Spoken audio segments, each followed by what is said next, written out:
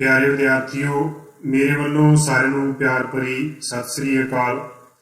विद्यार्थियों, मैं तुहाडा पंजाबी अध्यापक कुलविंदर सिंह, सरकारी सीनियर सैकेंडरी स्कूल ਚੱਕ ਗਿਲਜੇਵਾਲਾ, ਜ਼ਿਲ੍ਹਾ ਸ਼੍ਰੀ ਮੁਕਤਸਰ ਸਾਹਿਬ, पंजाब। प्यारे विद्यार्थियों, बड़ी खुशी की गल है साडे लई भी तुहाडे लई भी ते साडी पंजाबी माँ बोली नूं बोलण वालियां, सुनण वालियां ते समझण वालियां ते पंजाबी माँ बोली लई उपराले करन वालियां लई कि अगे दूजे विषयां दा ओलंपियड हुंदा सी, साइंस मैथ वगैरह दा, ते इस वार पंजाबी विषय का भी जिहड़ा पंजाबी ओलंपियड है वो होण जा रहा है, जिसनूं नाम दिता गया अंतरराष्ट्री पंजाबी बोली ओलंपियड 2023 ते इस नूं करवाउण दा जिहड़ा सेहरा जा रहा है वो पंजाब स्कूल सिक्ख्या बोर्ड नूं जा रहा है ते साडे उन्हां माणमत्ते अध्यापकां नूं जा रहा है जिन्हां ने इस लई उपराले कीते, इहदी तैयारी करवा रहे हैं ते इहदे लई बहुत सारा मटीरियल जिहड़ा वो तैयार किया गया। प्यारे विद्यार्थियों, ਇਹਦੇ ਵਿੱਚ ਤੁਸੀਂ थोड़ी ਜਿਹੀ फीस भर के भाग लै सकते हो ਤੇ एक ਵੱਡੀ प्राप्ति कर सकते हो। प्यारे विद्यार्थियों, पंजाबी ओलंपियड के सिलेबस ਨੂੰ कई भागों ਦੇ ਵਿੱਚ ਵੰਡਿਆ ਗਿਆ ਹੈ ਤੇ सिलेबस कोई ਬਹੁਤਾ ਔਖਾ नहीं है। सिलेबस ਉਹੀ है जो ਤੁਸੀਂ ਆਪਦੀਆਂ ਕਲਾਸਾਂ ਦੇ ਵਿੱਚ 6ਵੀਂ ਤੋਂ 10ਵੀਂ तक ਤੁਸੀਂ ਆਰਾਮ ਨਾਲ ਉਹ सिलेबस ਪੜ੍ਹਿਆ ਹੋਇਆ ਹੈ ਤੇ पढ़ रहे हो। इस लिए तुहानूं कुछ होर सहायता देने लई जिहड़ा सिलेबस है वो PDF रूप दे विच भी तैयार किया गया है। जदों तुसीं रजिस्ट्रेशन करते हो तो वो जिहड़ी PDF है वो तुहानूं मिल जाती है तो उसनूं पढ़ के तुसीं अपना पेपर दे सकते हो। फिर जो सिलेबस है उसनूं के कई भागों में वंडिया गया क्योंकि विद्यार्थियों पंजाबी भाषा जिहड़ी है उसके अगे कई भाग हैं। पंजाबी भाषा के नाल व्याकरण भी जुड़ी हुई है, साडे गुरुआं पीरां दा जीवन भी जुड़िया होया है, साहित्य भी जुड़िया होया है, इस तरह करके कई भाग है ते उन्हां भागां दे जिहड़े अलग अलग लिखती रूप है वो तुहाडे तक पहुँचाए जा रहे हैं ते नाल ही ये कोशिश की गई है कि वीडियो रूप दे विच भी जिहड़ा ये विषय है सिलेबस है ये तुहाडे तक पहुँचाया जाए। ते उसे लड़ी के तहत ही अज आपां पंजाबी ओलंपियड के एक उप विषय बारे गल करांगे ते उस उप विषय का साडे कोले नाम है गुरु साहिबान अते सिख राज संबंधी संखेप जानकारी। ये तुहाडे पंजाबी विषय दे विच एक उप विषय है, जिवें पंजाबी बोली नाल संबंधित भी एक विषय है, पंजाबी व्याकरण नाल संबंधित भी है, पंजाबी सभ्याचार ते साहित्य नाल संबंधित भी है, उवें ही है गुरु साहिबान अते सिख राज संबंधी संखेप जानकारी। ते अज आपां इहदे बारे जिक्र करांगे, इहदे बारे चर्चा करांगे ते तुसीं इस वीडियो नूं देख के पंजाबी दी जिहड़ी तैयारी है वो चंगी तरह कर सकते हो। साडे 10 गुरु साहिबान होए, प्यारे विद्यार्थियों तुसीं सारे जानते हो, गुरु नानक देव जी तो लैके गुरु गोबिंद सिंह जी तक ते हुण साहिबे कमाल गुरु ग्रंथ साहिब जी की सितर छाया के हेठ असीं अपना जिहड़ा जीवन है वो गुजार रहे हैं। गुरु साहिबान तो बाद प्यारे विद्यार्थियों सिख राज आया। सिख राज की जिहड़ी स्थापना है वो खालसा पंथ की साजना के नाल ही हो गई सी ते गुरु गोबिंद सिंह जी तो बाद तुसीं बंदा बहादुर बारे पढ़िया होना है ना, बंदा बहादुर की शहीदी तो बाद फिर सिख मिसलां आईयां ते सिख मिसलां तो बाद महाराजा रंजीत सिंह का जिहड़ा राज है वो स्थापित होया। इस सारे राज नूं ही असीं सिख राज कह दिंदे हां। ਇਹਦੇ बारे भी संखेप जानकारी ਆਪਾਂ प्राप्त करांगे। नाल ही तुहानूं मैं ये भी दसांगा कि जिहड़े प्रश्न है वो किस तरीके नाल पुछे जाणगे ते तुसीं ਉਹਦੇ उत्तर किवें देने होणगे। आओ आपां अपने विषय ਵੱਲ ਵਧਦੇ ਹਾਂ। प्यारे विद्यार्थियों, शुरू च जिवें मैं गल कीती सी कि आपां अज पढ़ांगे गुरु साहिबानां बारे, तां साडे लई फिर ये जरूरी है कि जदों असीं गुरु साहिबानां बारे गल करदे हां ਤਾਂ ਸਾਨੂੰ गुरु शब्द ਦੇ ਜਿਹੜੇ अर्थ है वो जरूर पता हो। इस संबंधी ਜਿਹੜੇ प्रश्न ਤੁਹਾਨੂੰ ਪੁੱਛਿਆ ਜਾ ਸਕਦਾ है ਤਾਂ आओ ਆਪਾਂ थोड़े ਜਿਹੇ गुरु शब्द ਦੇ अर्थ ਜਾਣਦੇ ਹਾਂ। गुरु शब्द प्यारे विद्यार्थियों संस्कृत भाषा ਦੇ ਵਿੱਚ ਵਰਤਿਆ ਜਾਂਦਾ ਸੀਗਾ ਤੇ गुरु शब्द ਦੇ जो अर्थ संस्कृत ਵਿੱਚ ਦਿੱਤੇ ਗਏ ਹੈ वो ज्ञान ਤੇ ਜਾਂ ਫਿਰ ਕਿਸੇ ਖੇਤਰ ਦੇ ਵਿੱਚ ਜੋ ਇਨਸਾਨ ਬਹੁਤ ਜਾਣਕਾਰੀ ਰੱਖਦਾ ਹੈ, ਜਾਂ ਅਸੀਂ ਕਹਿ ਸਕਦੇ ਹਾਂ ਕਿ ਗਿਆਨ ਜਾਂ ਕਿਸੇ ਖੇਤਰ ਦੇ ਕਿਸੇ ਅਧਿਆਪਕ, ਮਾਹਰ ਜਾਂ ਵਿਸ਼ੇਸ਼ज्ञ ਲਈ ਜਿਹੜਾ ਇਹ ਸ਼ਬਦ ਹੈ ਉਹ ਵਰਤਿਆ ਜਾਂਦਾ ਸੀ। ਭਾਵ ਗੁਰੂ ਉਹ ਹੈ ਜਿਸ ਨੂੰ ਕਿਸੇ ਚੀਜ਼ ਦਾ ਗਿਆਨ ਹੈ। ਭਾਈ ਵੀਰ ਸਿੰਘ ਗੁਰੂ ਗ੍ਰੰਥ ਸਾਹਿਬ ਕੋਸ਼ ਵਿੱਚ ਦੱਸਦੇ ਹਨ ਕਿ ਗੁਰੂ ਦੋ ਵੱਖਰੇ ਹਿੱਸਿਆਂ ਗੂ ਅਤੇ ਰੂ ਦਾ ਸੁਮੇਲ ਹੈ। ਗੂ ਦਾ ਭਾਵ ਹੈ ਹਨੇਰਾ ਤੇ ਰੂ ਦਾ ਅਰਥ ਹੈ ਚਾਨਣ। ਤੁਸੀਂ ਇੱਥੇ ਦੋ ਜਿਹੜਾ ਨਿਖੇੜਾ ਜ਼ਰੂਰ ਦੇਖਿਆ ਹੋਣਾ ਕਿ ਆਪਾਂ ਹਮੇਸ਼ਾ ਇਕੱਠਾ ਸ਼ਬਦ ਵਰਤਦੇ ਹਾਂ ਗੁਰੂ। ਹੁਣ ਇਹਨੂੰ ਨਿਖੇੜ ਕੇ ਦੇਖੋ, ਗੱਗੇ ਨੂੰ ਔਂਕੜ ਤੇ ਰਾਰੇ ਨੂੰ ਦਲੈਂਕੜ, ਇਹ ਦੋ ਸ਼ਬਦ ਹੈ ਗੂ ਤੇ ਰੂ। ਗੂ ਦਾ ਕੀ ਭਾਵ ਹੈ ਹਨੇਰਾ ਤੇ ਰੂ ਦਾ ਅਰਥ ਹੈ ਚਾਨਣ। ਇਹਨਾਂ ਦੋਹਾਂ ਦੇ ਜੋੜ ਤੋਂ ਬਣਿਆ ਸ਼ਬਦ ਗੁਰੂ ਖੋਲਦਾ ਹੈ ਨਾ। ਜਾਂ ਆਪਾਂ ਵੀ ਕਹਿ ਸਕਦੇ ਦੇਖੋ ਦੋਨਾਂ ਦਾ ਭਾਵ ਇਹ ਵੀ ਪ੍ਰਗਟ ਕਰਦਾ ਹੈ ਕਿ ਹਨੇਰੇ ਤੋਂ ਚਾਨਣ ਵੱਲ। ਆਪਾਂ ਤਾਂ ਗੂ ਦੇ ਨਾਲ ਕੀ ਜੋੜਦੇ ਹਾਂ, ਰੂ ਜੋੜਦੇ ਹਾਂ, ਬਣ ਜਾਂਦਾ ਹੈ ਗੁਰੂ। ਹਨੇਰੇ ਤੋਂ ਚਾਨਣ ਵੱਲ ਇਸ ਤਰ੍ਹਾਂ ਹੋ ਗਿਆ ਤੇ ਇਹਨਾਂ ਦੋਹਾਂ ਦੇ ਜੋੜ ਤੋਂ ਬਣ ਗਿਆ ਗੁਰੂ। ਤਾਂ ਉਹ ਸ਼ਖਸੀਅਤ, ਉਹ ਇਨਸਾਨ, ਉਹ ਅਧਿਆਪਕ, ਉਹ ਮਾਰਗਦਰਸ਼ਕ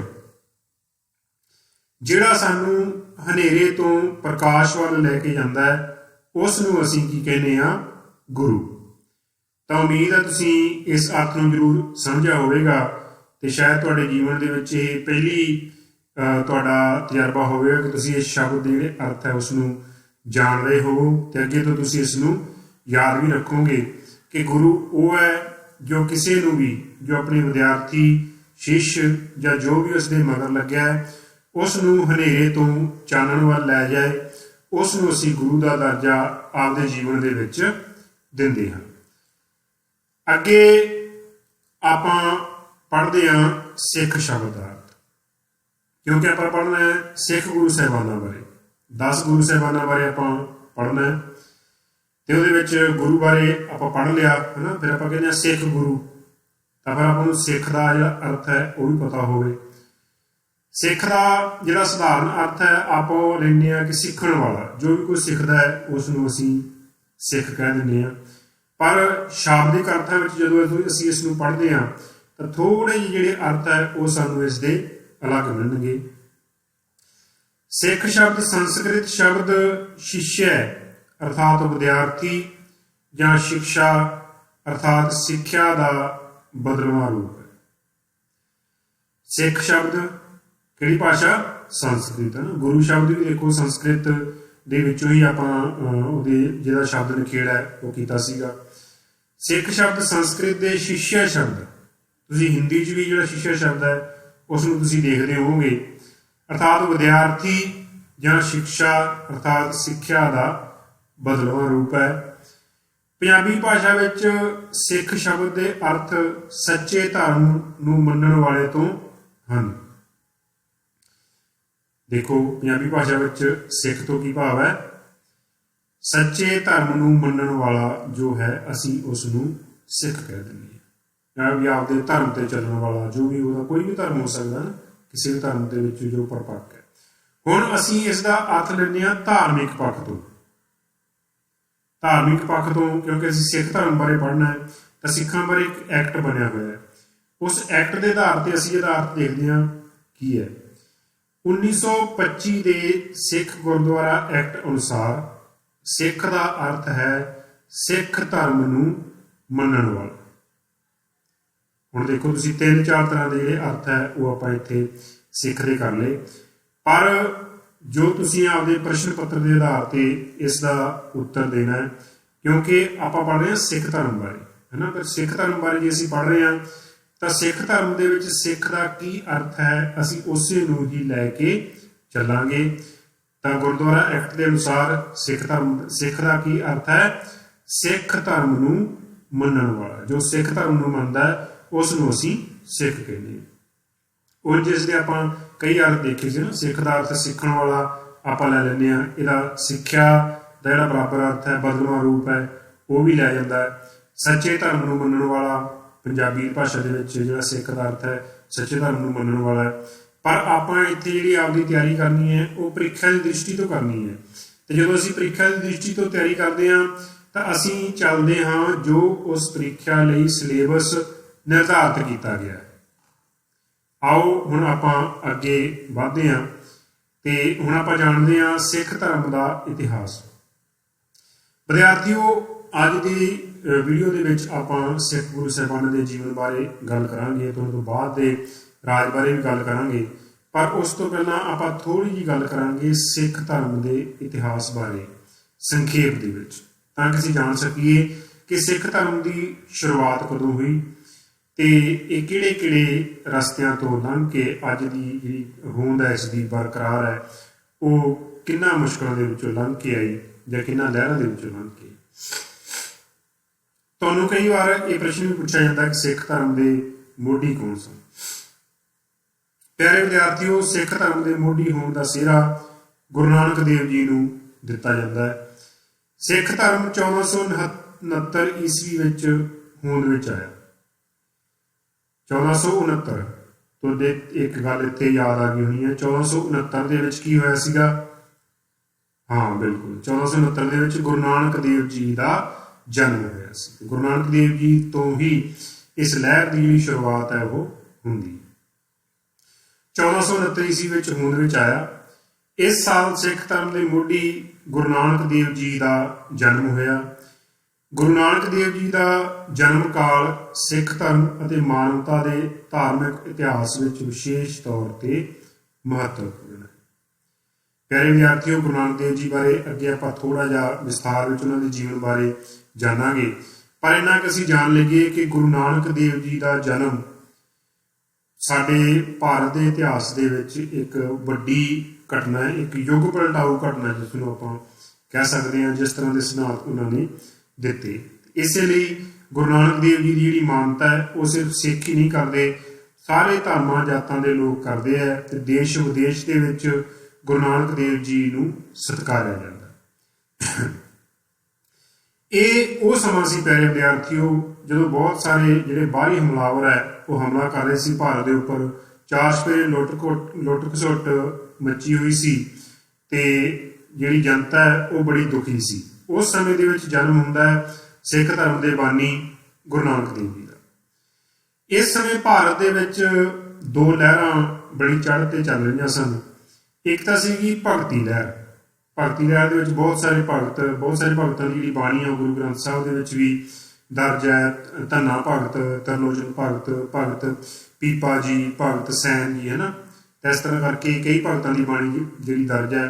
ਤਾਂ ਭਗਤੀ ਲਹਿਰ ਇੱਕ ਪਾਸੇ ਚੱਲ ਰਹੀ ਸੀ, ਦੂਸਰੇ ਪਾਸੇ ਚੱਲ ਰਹੀ ਸੀ ਸੂਫੀ ਲਹਿਰ। ਸੂਫੀ ਪਿਆਰੇ ਵਿਦਿਆਰਥੀਓ ਜਿਹੜੀ ਲਹਿਰ ਹੈ ਉਹ ਚੱਲੀ, ਜਿਹੜੇ ਵਿਦੇਸ਼ੀ ਹਮਲਾਵਰ ਹੈ ਸੂਫੀ ਉਹਨਾਂ ਦੇ ਨਾਲ ਆਏ, ਉਹਨਾਂ ਨੇ ਇੱਥੇ ਆ ਕੇ ਪ੍ਰਚਾਰ ਕੀਤਾ। ਅਸਲ ਦੇ ਵਿੱਚ ਜਿਹੜੇ ਸੂਫੀ ਸੀਗੇ ਉਹ ਵੀ ਜਿਹੜੀ ਧਾਰਮਿਕ ਕਰਮ ਕਾਂਡ ਹੈ, ਖਾਸ ਕਰਕੇ ਜਿਹੜਾ ਦਿਖਾਵਾ ਧਰਮਾਂ ਦੇ ਵਿੱਚ ਕੀਤਾ ਜਾਂਦਾ ਸੀ ਉਸ ਦਾ ਵਿਰੋਧ ਕਰਦੇ ਸੀਗੇ ਤੇ ਉਸੇ ਵਿਰੋਧ ਦੇ ਵਿੱਚੋਂ ਜਿਹੜੀ ਉਹ ਲਹਿਰ ਹੈ ਉਹ ਉਪਜੀ ਸੀ। ਤੇ ਬਹੁਤ ਸਾਰੇ ਜਿਹੜੇ ਸੂਫੀ ਸਾਡੇ ਸਾਹਮਣੇ ਬਾਬਾ ਫਰੀਦ, ਸ਼ਾਹ ਹੁਸੈਨ, ਬੁੱਲੇ ਸ਼ਾਹ, ਸੁਲਤਾਨ ਬਾਹੂ, ਖਵਾਜਾ ਗੁਲਾਮ ਫਰੀਦ ਵਗੈਰਾ ਦੇ ਜਿਹੜੇ ਨਾਮ ਆ ਉਹ ਸਾਡੇ ਸਾਹਮਣੇ ਆਉਂਦੇ ਆ। ਤਾਂ ਇਹ ਉਹ ਦੌਰ ਸੀ ਜਦੋਂ ਭਗਤੀ ਲਹਿਰ ਤੇ ਸੂਫੀ ਲਹਿਰ ਜਿਹੜੇ ਚੱਲ ਰਹੇ ਸੀਗੇ ਤੇ ਇਸ ਸਮੇਂ ਦੌਰਾਨ ਹੀ ਜਨਮ ਹੋਇਆ ਗੁਰੂ ਨਾਨਕ ਦੇਵ ਜੀ ਦਾ।